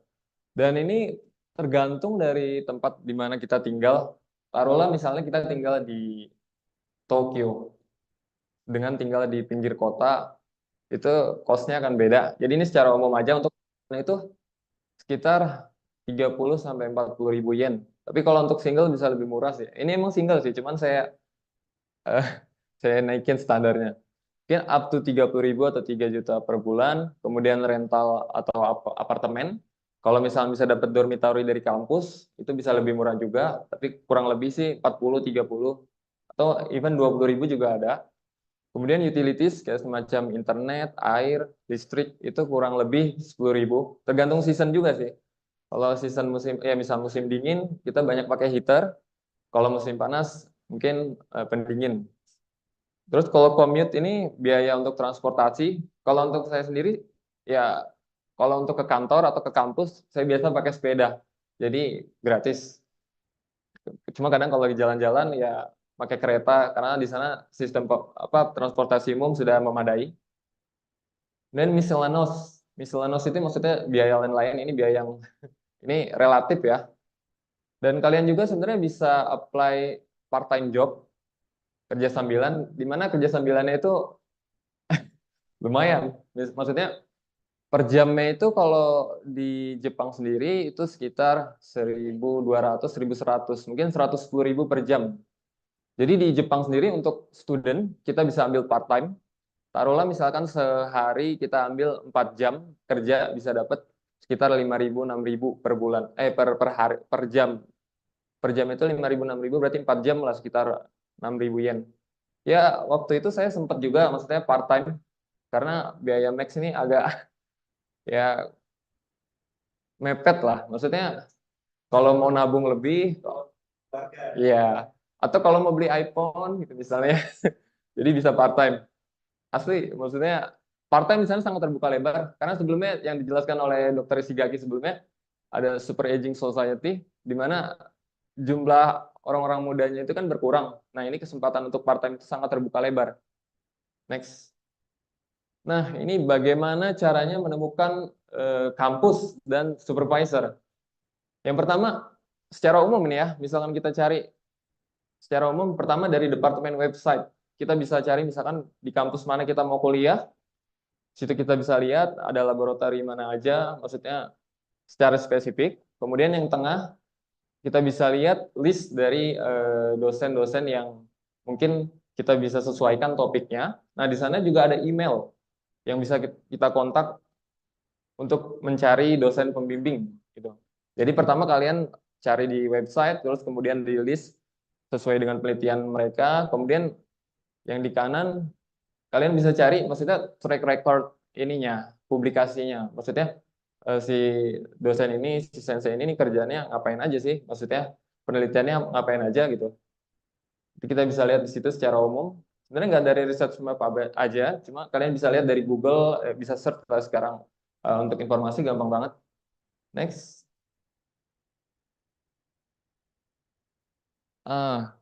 Kemudian ini secara umum dokumen preparation, dokumen apa aja sih yang diperlukan untuk lanjut untuk apply untuk lanjut studi. Yang pertama ya transkrip sama certificate graduation ijazah ya itu diperlukan. Kemudian recommendation letter, terus sertifikat bahasa Inggris, dan kemudian riset plan. Nah kalau riset plan ini secara umum kayak semacam proposal mengenai apa yang kalian ingin kerjakan ketika telah lanjut studi di Jepang gitu, secara umum aja. Jadi kayak introduction, kemudian metode yang ingin dikerjain atau background studi kita, sama apa sih impact atau outcome atau hasil yang ingin kita capai. Next. Untuk interview sendiri, ini secara umum yang biasa ditanyain. Yang pertama itu mengenai self introduction. Jadi siapkan secara baik mengenai introduction sendiri. Mungkin sebelumnya ketika kalian telah menemukan sensei atau telah menemukan dosen pembimbing yang sesuai dengan minat kalian, kalian hubungin email dulu. Kemudian persiapkan maksudnya bagan email yang baik. Biasanya kalau kita email itu kan kalau tidak secara formal, maksudnya kayak kalau bisa secara formal, secara baik kita introduce diri kita, minat kita apa, kemudian apakah ada lowongan untuk bisa lanjut studi di Jepang. Nah kalau ini saya langsung skip ke interview, jadi posisinya kalian udah kontak ke sensei yang dituju, kemudian untuk interview sendiri ini secara umum pertanyaannya yang akan ditanyakan. Next. Oke, kalau ini berdasarkan pengalaman saya sendiri ya, kurang lebih untuk kontak profesor itu dilakukan sebelum kalian daftar beasiswa Max U2U ini.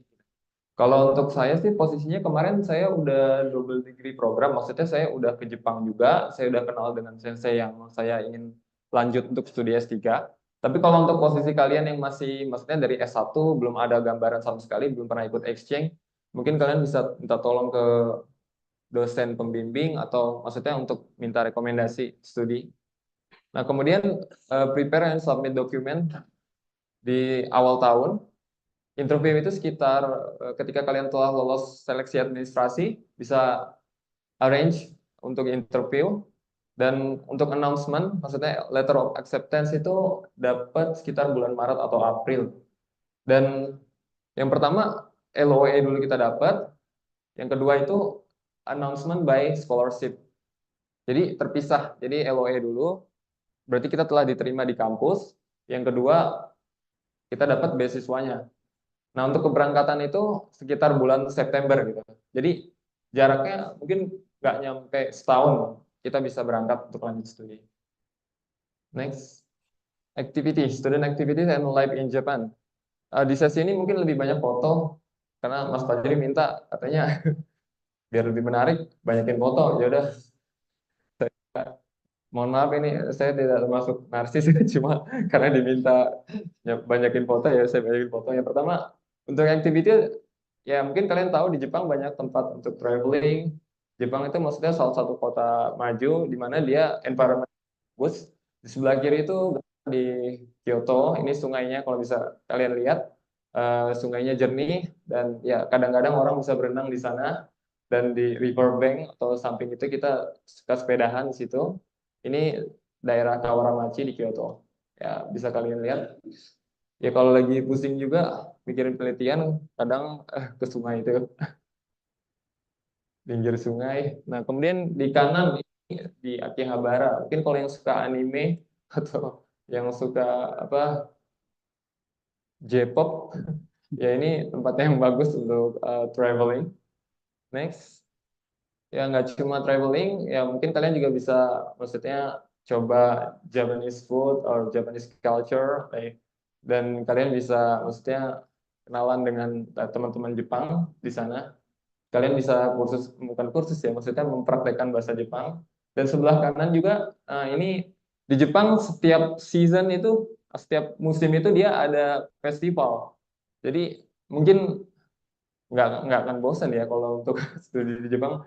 Mungkin kalian harus prioritaskan malah maksudnya untuk studi dan traveling atau main itu. Mungkin challenge-nya malah di sana gitu. Next. Baik. Oke, next lab working. Ya, yang pertama ya untuk studi yang utama itu lab working. Sebenarnya lab workingnya itu tergantung. Kalau untuk saya sendiri penelitian saya memang saya kerjakan di lab. Tapi bisa juga kita kayak semacam modeling itu nggak perlu nge-lab gitu. Ya ini mungkin gambaran lab yang ada di Jepang. Kemudian kalau untuk fasilitas, instrumen, dan alat penunjang penelitian itu kurang lebih di Jepang itu lengkap gitu. Kalau memang kita butuh alat atau material, ketika kita ajukan ke sensei, mereka akan provide gitu. Jadi nggak ada masalah soal finansial atau keuangan di Jepang gitu. Dan itu kalian nggak ngeluarin duit sama sekali untuk dana penelitian gitu. Next. Nah, ini international conference. Jadi ketika studi, alhamdulillah ada chance untuk visit beberapa negara. Nggak usah di zoom juga. Ini, jadi saya waktu itu alhamdulillah dapat kesempatan untuk ke Australia, kemudian ke Italia, ke Roma. Dan ya tergantung sih. Sebenarnya kalian tinggal mengajukan ke sensei, mau ke negara mana kalian menuju maksudnya. Kita cuma siapkan semacam poster presentation atau oral presentation. Kalau jalan-jalan itu bonus. Next, internship. Oke, di Jepang juga ada namanya internship atau magang. Waktu itu saya magang di salah satu perusahaan biodiesel manufacturing company, di mana dia memproduksi biodiesel dari minyak jelantah, itu namanya. Dan mereka benar-benar punya factory atau mereka punya alat yang well developed, di mana mereka menjadikannya sebagai salah satu bisnis ya. Kalau kita tahu mungkin di Indonesia untuk resources, natural resources itu apa ya banyak. Tapi kalau di Jepang mereka sebenarnya minim. Maksudnya jumlah ya mereka nggak punya minyak bumi juga kan. Ya Dia nggak sekaya di Indonesia, jadi mereka harus berpikir gimana caranya mengolah waste to energy. Dan ini mereka develop biodiesel dari minyak jelantah, dan itu udah diekspor di beberapa negara juga. Next, oke. Four seasons. So this is Inggris. So jadi di Jepang sendiri ada 4 season, di mana setiap seasonnya menawarkan pemandangan yang berbeda. Kalau ini musim salju, jadi semuanya serba putih. Kemudian ada sakura. Ya, ini di sakura kadang kita suka, ya ketika musim sakura itu makan di bawah sakuranya gitu. Kemudian ya summer, mungkin summer sama kayak di Indonesia kurang lebih. Daun-daunan juga warnanya hijau. Nah, kemudian autumn. Autumn itu season musim gugur. Ya, sekarang sudah masuk autumn. Jadi setelah summer, autumn, di mana tanaman itu berwarna merah gitu. Jadi pemandangannya sangat bagus sekali sih. Next. Setelah ini, oke. Ya, ini part terakhir. Working as a researcher in Japan. So, sorry. Setelah lulus dari studi S3, maksudnya sebelum saya lulus studi S3, waktu itu ada, jadi intinya di Jepang itu, atau di Indonesia mungkin kita bandingin, kita lulus S1 dulu, maksudnya lulus studi dulu, baru kita apply kerja. Enggak. Kalau di Jepang itu, setahun sebelum kita lulus, kita udah mulai rekrutmen, maksudnya kita sudah mulai apply kerja gitu. Jadi ketika kita lulus, misalnya di Indonesia kita lulus, kalian angkatan berapa? Kedua, 2020, berarti lulusnya sekitar 2 tahun lagi ya? Jadi misalnya kalian lulus bulan Juli atau Agustus, wisudanya misalnya normalnya. Kalau di Jepang itu setahun sebelumnya itu udah mulai apply kerja gitu. Dan ketika kita lulus, kita punya gap mungkin 2 minggu, 3 minggu sebelum mulai kerja gitu. Jadi mereka sudah punya pakem yang sudah benar-benar, maksudnya ketika kita miss kesempatan itu, kita coba lagi di periode berikutnya gitu. Next, nah di sini saya kerja sebagai peneliti. Mungkin kalau di Indonesia itu peneliti green ya. Jadi saya di sana tuh modelnya seperti postdoc. Jadi setelah lulus S3, mungkin ada beberapa opsi. Ini secara umum aja saya gambarkan. Yang pertama research fellow atau postdoc. Yang kedua itu akademik. Kalau akademik mungkin kita masuk ini sebagai dosen. Yang ketiga company. Company itu mungkin kalau misalnya kita punya gelar S2, S3 itu udah masuk umumnya ke Research and Development Division. Nah, saya di sini bekerja sebagai researcher, di mana secara umum pekerjaannya itu conduct research. Jadi, tapi nggak melulu maksudnya tidak selalu ada di dalam lab. Ya sekarang saya kan posisinya sedang project collaboration, jadi maksudnya nggak setiap hari kita harus nge-lab, malah kerjanya fleksibel. Maksudnya dalam seminggu, kalau kita lagi malas ke kantor, kita bisa kerja di rumah. Maksudnya work from home itu maksudnya mereka fleksibel lah, intinya mereka lebih menekankan ke output atau ke hasil dari kerjaan kita. Jadi kita nggak mesti datang setiap hari ke kantor gitu. Mungkin kayak lebih mirip kayak mahasiswa kali sih, fleksibel gitu. Jadi ya kalau lagi malas di rumah juga bisa, tapi bener kerja ya. Oke, next project management. Sorry mas. Oke, project management maksudnya kita punya beberapa project yang kita kerjakan.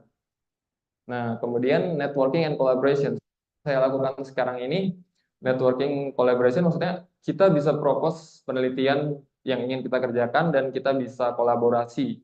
Seperti yang sekarang saya kerjakan, saya sebelumnya mungkin beberapa bulan lalu saya kontak ke Mas Fajri mengenai maksudnya waste to energy Indonesia, saya kontak, kemudian beliau oke, dan kita arrange untuk sampai sekarang ini gitu. Jadi untuk kolaborasi itu ya masuk salah satu kerjaan researcher.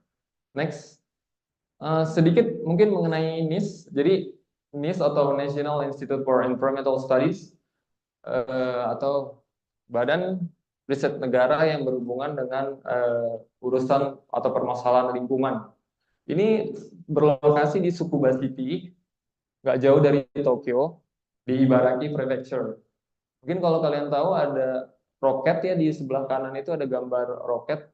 Mungkin ini kota yang ada roketnya di Jepang, itu namanya Tsukuba City. Gitu. Next, nah di sini saya bekerja di divisi Material Cycle Division, dan mungkin saya nggak perlu jelasin secara detail. Pokoknya pekerjaan saya berkaitan dengan waste management and waste engineering technology. Next.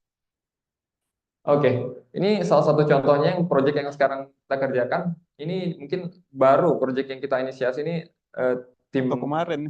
ya baru beberapa bulan yang lalu kita inisiasi. Untuk sekarang kita ada 2 site yang kita mau tuju, di Thailand dan di Indonesia. Jadi minggu depan ada site visit ke Thailand, tapi karena saya sekarang di Indonesia, jadi mungkin waktunya pendek, jadi saya nggak sempat ikut ke Thailand. Nah, ini salah satu proyek yang kita arrange, maksudnya kita inisiasi, dan sebenarnya fleksibel, jadi makanya sesuai dengan minat yang kalian ingin kerjakan, penelitian yang kalian kerjakan. Jadi ya ini kurang lebih pekerjaan yang saya kerjakan saat ini. Oke, mungkin ya kurang lebih secara umum itu aja. Kalau misalkan ada pertanyaan, boleh ditanyakan. Terima kasih atas perhatiannya. Assalamualaikum warahmatullahi wabarakatuh.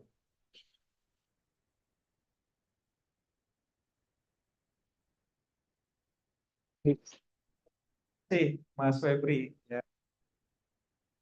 Kita langsung masuk ya. Ini baru 2 yang nanya ini. Hadiahnya ada 5. Gimana saya milihnya ini?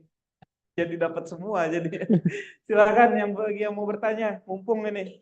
Besok Mas Febri udah pulang ya, Jumat ya. Udah pulang ke Jepang lagi. Iya, oh iya. Aduh, Zulfan lagi. Ya nggak apa-apa deh. Terima kasih Mas atas izin bertanya mengenai kursus bahasa. Oke. Baiknya ketika teman-teman mahasiswa ini ingin exchange atau melanjutkan studi di Jepang, itu untuk kursus bahasanya itu kita persiapkan dulu di Indonesia atau kita bisa sambil enjoy belajar dulu di Jepang, seperti itu Mas. Karena kan penerapannya conversation di Indonesia dan di Jepang kan cukup berbeda, terutama di studi atau pada saat kita melakukan kegiatan aktivitas di kampus, pastinya itu kan memiliki karakteristik bahasa yang berbeda pada saat kita belajar di kampus. Oke. Terima kasih atas pertanyaannya. Mengenai kursus bahasa sendiri, sebenarnya kalau untuk ya pengalaman saya pribadi, waktu saya program double degree ke Jepang, saya nggak bisa bahasa Jepang sama sekali. Jujur, waktu S2 waktu pertama saya datang ke Jepang, saya sama sekali nggak bisa bahasa Jepang. Jadi tidak mewajibkan sebenarnya untuk bisa bahasa Jepang. Jadi misalnya kalau misalkan kalian kondisi sekarang belum lulus S1, kalau memang kalian pengen kursus bahasa, boleh aja. Tapi itu nggak menjadi syarat untuk studi di Jepang gitu. Kalau saya sendiri pengalaman, saya baru mulai belajar bahasa Jepang sendiri. Saya nggak pakai kursus bahasa karena mahal. Jadi saya belajar sendiri, otodidak, dan kemudian saya praktekkan ketika kerja part-time gitu. Dan even sampai sekarang mungkin saya bisa, karena di kerjaan juga nggak mewajibkan bahasa Jepang, tapi untuk bisa berkomunikasi dengan para kolega-kolega, ya bahasa Jepang itu perlu gitu. At least maksudnya ketika kalian studi Jepang, kalian bisa belajar bahasa learning by doing gitu. Boleh otodidak gitu. Tapi kalau memang kalian punya waktu dari sekarang, ya boleh aja. Jadi bisa jadi nilai plus ketika kalian apply untuk studi jenjang S2 atau S3 gitu. Kecuali kalau memang kalian mau lanjut langsung untuk kerja setelah lulus S1 kerja di Jepang. Nah, itu beda lagi urusannya. Mungkin sertifikasi bahasa itu wajib gitu. Jadi maksudnya syarat skill untuk bisa bahasa Jepang itu tergantung. Kalau kalian mau studi itu nggak diwajibkan. Tapi kalau kalian mau bekerja itu wajib gitu. Itu aja. Oke, terima kasih Mas. Ayo, ada lagi yang lain? Ya, silakan. Mic-nya bisa. Assalamualaikum warahmatullahi wabarakatuh. Waalaikumsalam warahmatullahi wabarakatuh. Sebelumnya thank you banget Mas atas Pak. Enggak beda. Mau izin mau mengenalkan diri dulu. Saya ya dari peneliti lingkungan 2020 kebetulan baru selesai saja menyelesaikan studi saya. Nah saya sebenarnya penasaran Mas yang pertama kalau misalnya dari PUI-nya Mas itu kan benar-benar sudah jelas ya mengenai kalau misalnya kompleks itu seperti apa. Nah, yang saya tulis adalah kalau misalnya top one university, especially Japan itu kan ada ya university. Nah, itu ada sistem tanda kutip seperti ITBK nggak sih? Kalau misalnya di Europe atau UK itu kan ada GMAT atau MAT. Kalau misalnya kita mau apply nih ke Jepang itu ada harus tesnya lagi atau enggak? Oke. Sistem ya, oke. Misalnya ya, secara umum ya, UTBK ya gimana ya Mas ya? Kalau UTBK untuk lanjut S2, S3 sendiri, saya tidak menjalani yang namanya entrance examination. Tapi beda lagi kalau misalnya di Max G2G, mungkin dia setelah riset student itu kurang lebih kayak trial atau kayak semacam, maksudnya percobaan gitu. Nah itu dia ada entrance examination, itu kayak mungkin tes tulis, nggak sulit, nggak semacam UTBK nggak. Di Jepang itu untuk lanjut studi S2, S3 itu rata-rata nggak banyak yang lanjut S3 apalagi. Maksudnya entrance examination itu mungkin secara dokumen aja untuk foreign. Beda untuk misalkan kita mau kuliah S1 itu ada entrance examination. Tapi kalau S2 itu not really common. I mean, for example, contohnya misalnya di Jepang umumnya gimana sih cara S2 di Jepang intinya? Pertama, kalian cari profesor gitu. Ketika profesor telah maksudnya menerima kalian gitu, kalian cari misalnya email, ketika mereka telah oke, itu secara tidak langsung kalian setengah jalan lah, setengah itu udah diterima gitu.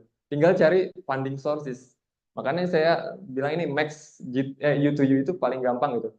Jadi entrance examination itu nggak ada, tapi lebih ke kontak supervisor, prospective supervisor, itu aja. Mungkin nambahin dikit lagi ya, karena saya juga pengalaman sedikit. Ya di Jepang itu nggak seperti Amerika ya, ada JRI atau apa gitu kan, GMAT itu segala macam. Jadi yang penting adalah riset kita. Makanya pertajam riset kita itu harus searah dengan riset profesornya. Makanya tadi Mas Febri bilang kan kita harus lihat rekam jejak riset apa, karena ketika kita sudah, apalagi kita sudah punya publikasi ataupun tesis kita atau TA kita itu ke sana sama dengan risetnya profesor. Nah, itu atau nggak sama persis sih, tapi sejalan dengan bidangnya, itu akan lebih mudah tadi kata Mas Febri. Jadi kita nggak punya beasiswa pun, kita nekat email profesor, kita punya riset proposal yang bagus, rekam jejak CV kita bagus, itu akan dia terima secara informal ya. Nanti tinggal kita nyari, oh mau Max, mau LPDP, bahkan mau biaya sendiri juga bisa gitu. Gitu. Jadi kalau master, kalau S2, S3 cenderung lebih mudah untuk menuju ke sana gitu. Nah, itu sih. Ya. Tadi dari bilang yang entrance examination itu berarti chance untuk dibalikin kalau entrance examination bisa jadi sebenarnya formalitas. Ketika kalau untuk G2G sendiri ya, karena mereka itu udah kompetitif banget di Indonesianya, udah administrasi, interview di kedutaan itu seleksi di Indonesia udah. Nah, mereka berangkat ke Jepang kan. Nah, di Jepang itu entrance examination itu setelah kalian 6 bulan gitu, itu ya formalitas. Wah, saya boleh bilang gitu. Ya. Ada lagi, silakan. Ya, Mas Minta.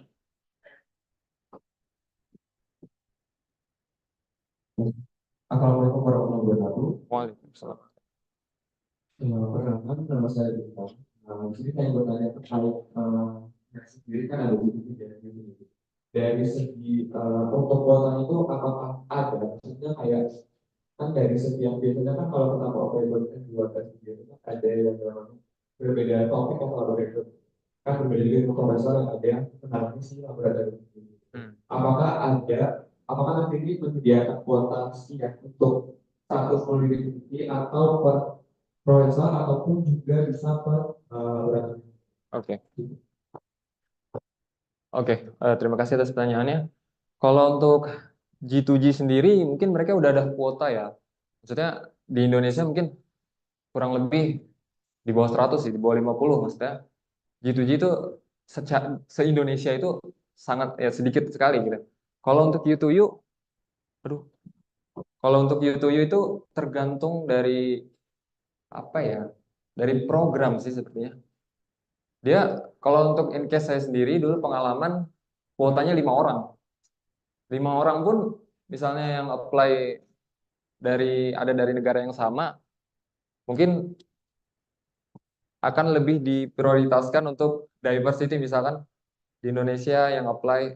Ini untuk program ya maksudnya. Jadi kuotanya misalkan di programnya ada banyak di kampusnya, ya slotnya itu makin banyak. Karena bukan se-Indonesia 35 misalnya, itu di G2G. Kalau U2U itu lebih simpel lagi gitu. Karena nggak semua orang tahu beasiswa U2U.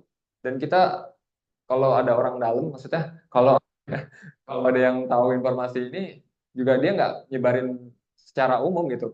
Misalkan dosen pembimbing kalian dapat informasi soal beasiswa ini. Nah itu nggak disebarkan secara umum. Jadi kuotanya itu walaupun cuma 5 orang misalnya untuk program ini misalnya, itu bukan berarti sangat kompetitif gitu. Chance-nya malah lebih besar. Karena misalkan program teknik lingkungan ada segini orang, yang lain juga ada gitu. Jadi slotnya itu lebih banyak gitu. Chance-nya juga lebih luas gitu, kalau saya boleh bilang gitu. Dibanding dengan G2G. Saya nambahin. Boleh. Ya, nambah sedikit ya, Mas Bintang. Terkait dengan Max ini, tiap tahunnya Jepang itu mengalokasikan berapa ratus atau berapa ribu orang ya, all around the world ya, semuanya. Tapi yang G2G itu biasanya Indonesia sekian, Bangladesh sekian gitu, udah di kafling-kafling. Kadang kalau negara kita agak-agak naik nih ekonominya, jadi sekarang kan middle country ya, apa middle income, itu nanti slotnya makin dikit. Kayak Malaysia bahkan udah dihentikan, nggak ada lagi yang G2G gitu ya. Jadi ya tadi kompetitifnya semakin ketat gitu G2G itu. Nah kalau U2U ini itu dia kuotanya berdasarkan universitas. Makin banyak international student di universitas tersebut, dia ngasih kuotanya makin banyak. Misalkan Kyoto University international studentnya banyak nih dibanding dengan ya misalkan WIFU misalkan. Nah, itu kuotanya biasanya lebih banyak Kyodai karena lebih banyak international student-nya. Tapi ya saingan juga dengan departemen-departemennya kan slotnya lagi tuh di yang fakultas apa ada slotnya. Tapi umumnya jadi lebih banyak. Terus ada special program, misalkan di universitas itu ada special programnya tentang international student. Dia nih nambahin lagi tuh kuotanya buat universitas yang punya special. Mereka propose nanti dari pemerintah pusatnya yang menyetujui atau enggaknya gitu. Jadi makanya kalau dapat informasi itu berharga banget karena itu nggak di-share secara umum. Jadi dari universitasnya dia ngasih ke kolega-koleganya biasanya kalau yang U2U gitu. Dan itu emang saingannya sedunia tapi sedunia yang mereka punya link aja gitu. Jadi jauh lebih kalau menurut saya sih ya jauh lebih ini ya U2U itu. Iya. Gitu sih.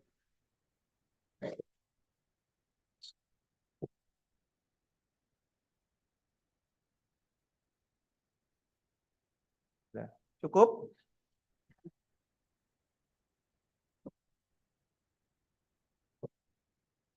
Nggak ada ya. Sudah waktunya juga sudah hampir habis. Demikian dari saya, kita berikan sekali lagi aplaus untuk kedua kita. We are come to the final session. I want to close this general lecture. Hopefully, we get the very good knowledge and then good experience about this lecture. And we hope also Ishigaki Sensei and Fabrian-san can come here again in the next occasion. And maybe hopefully we can also visit to the NIS maybe in the next time. Yeah. Okay, thank you again. Thank you also for Mas Heri and student staff that mengatur semua acara ini ya. Billahi taufiq wal hidayah. Wassalamualaikum warahmatullahi wabarakatuh.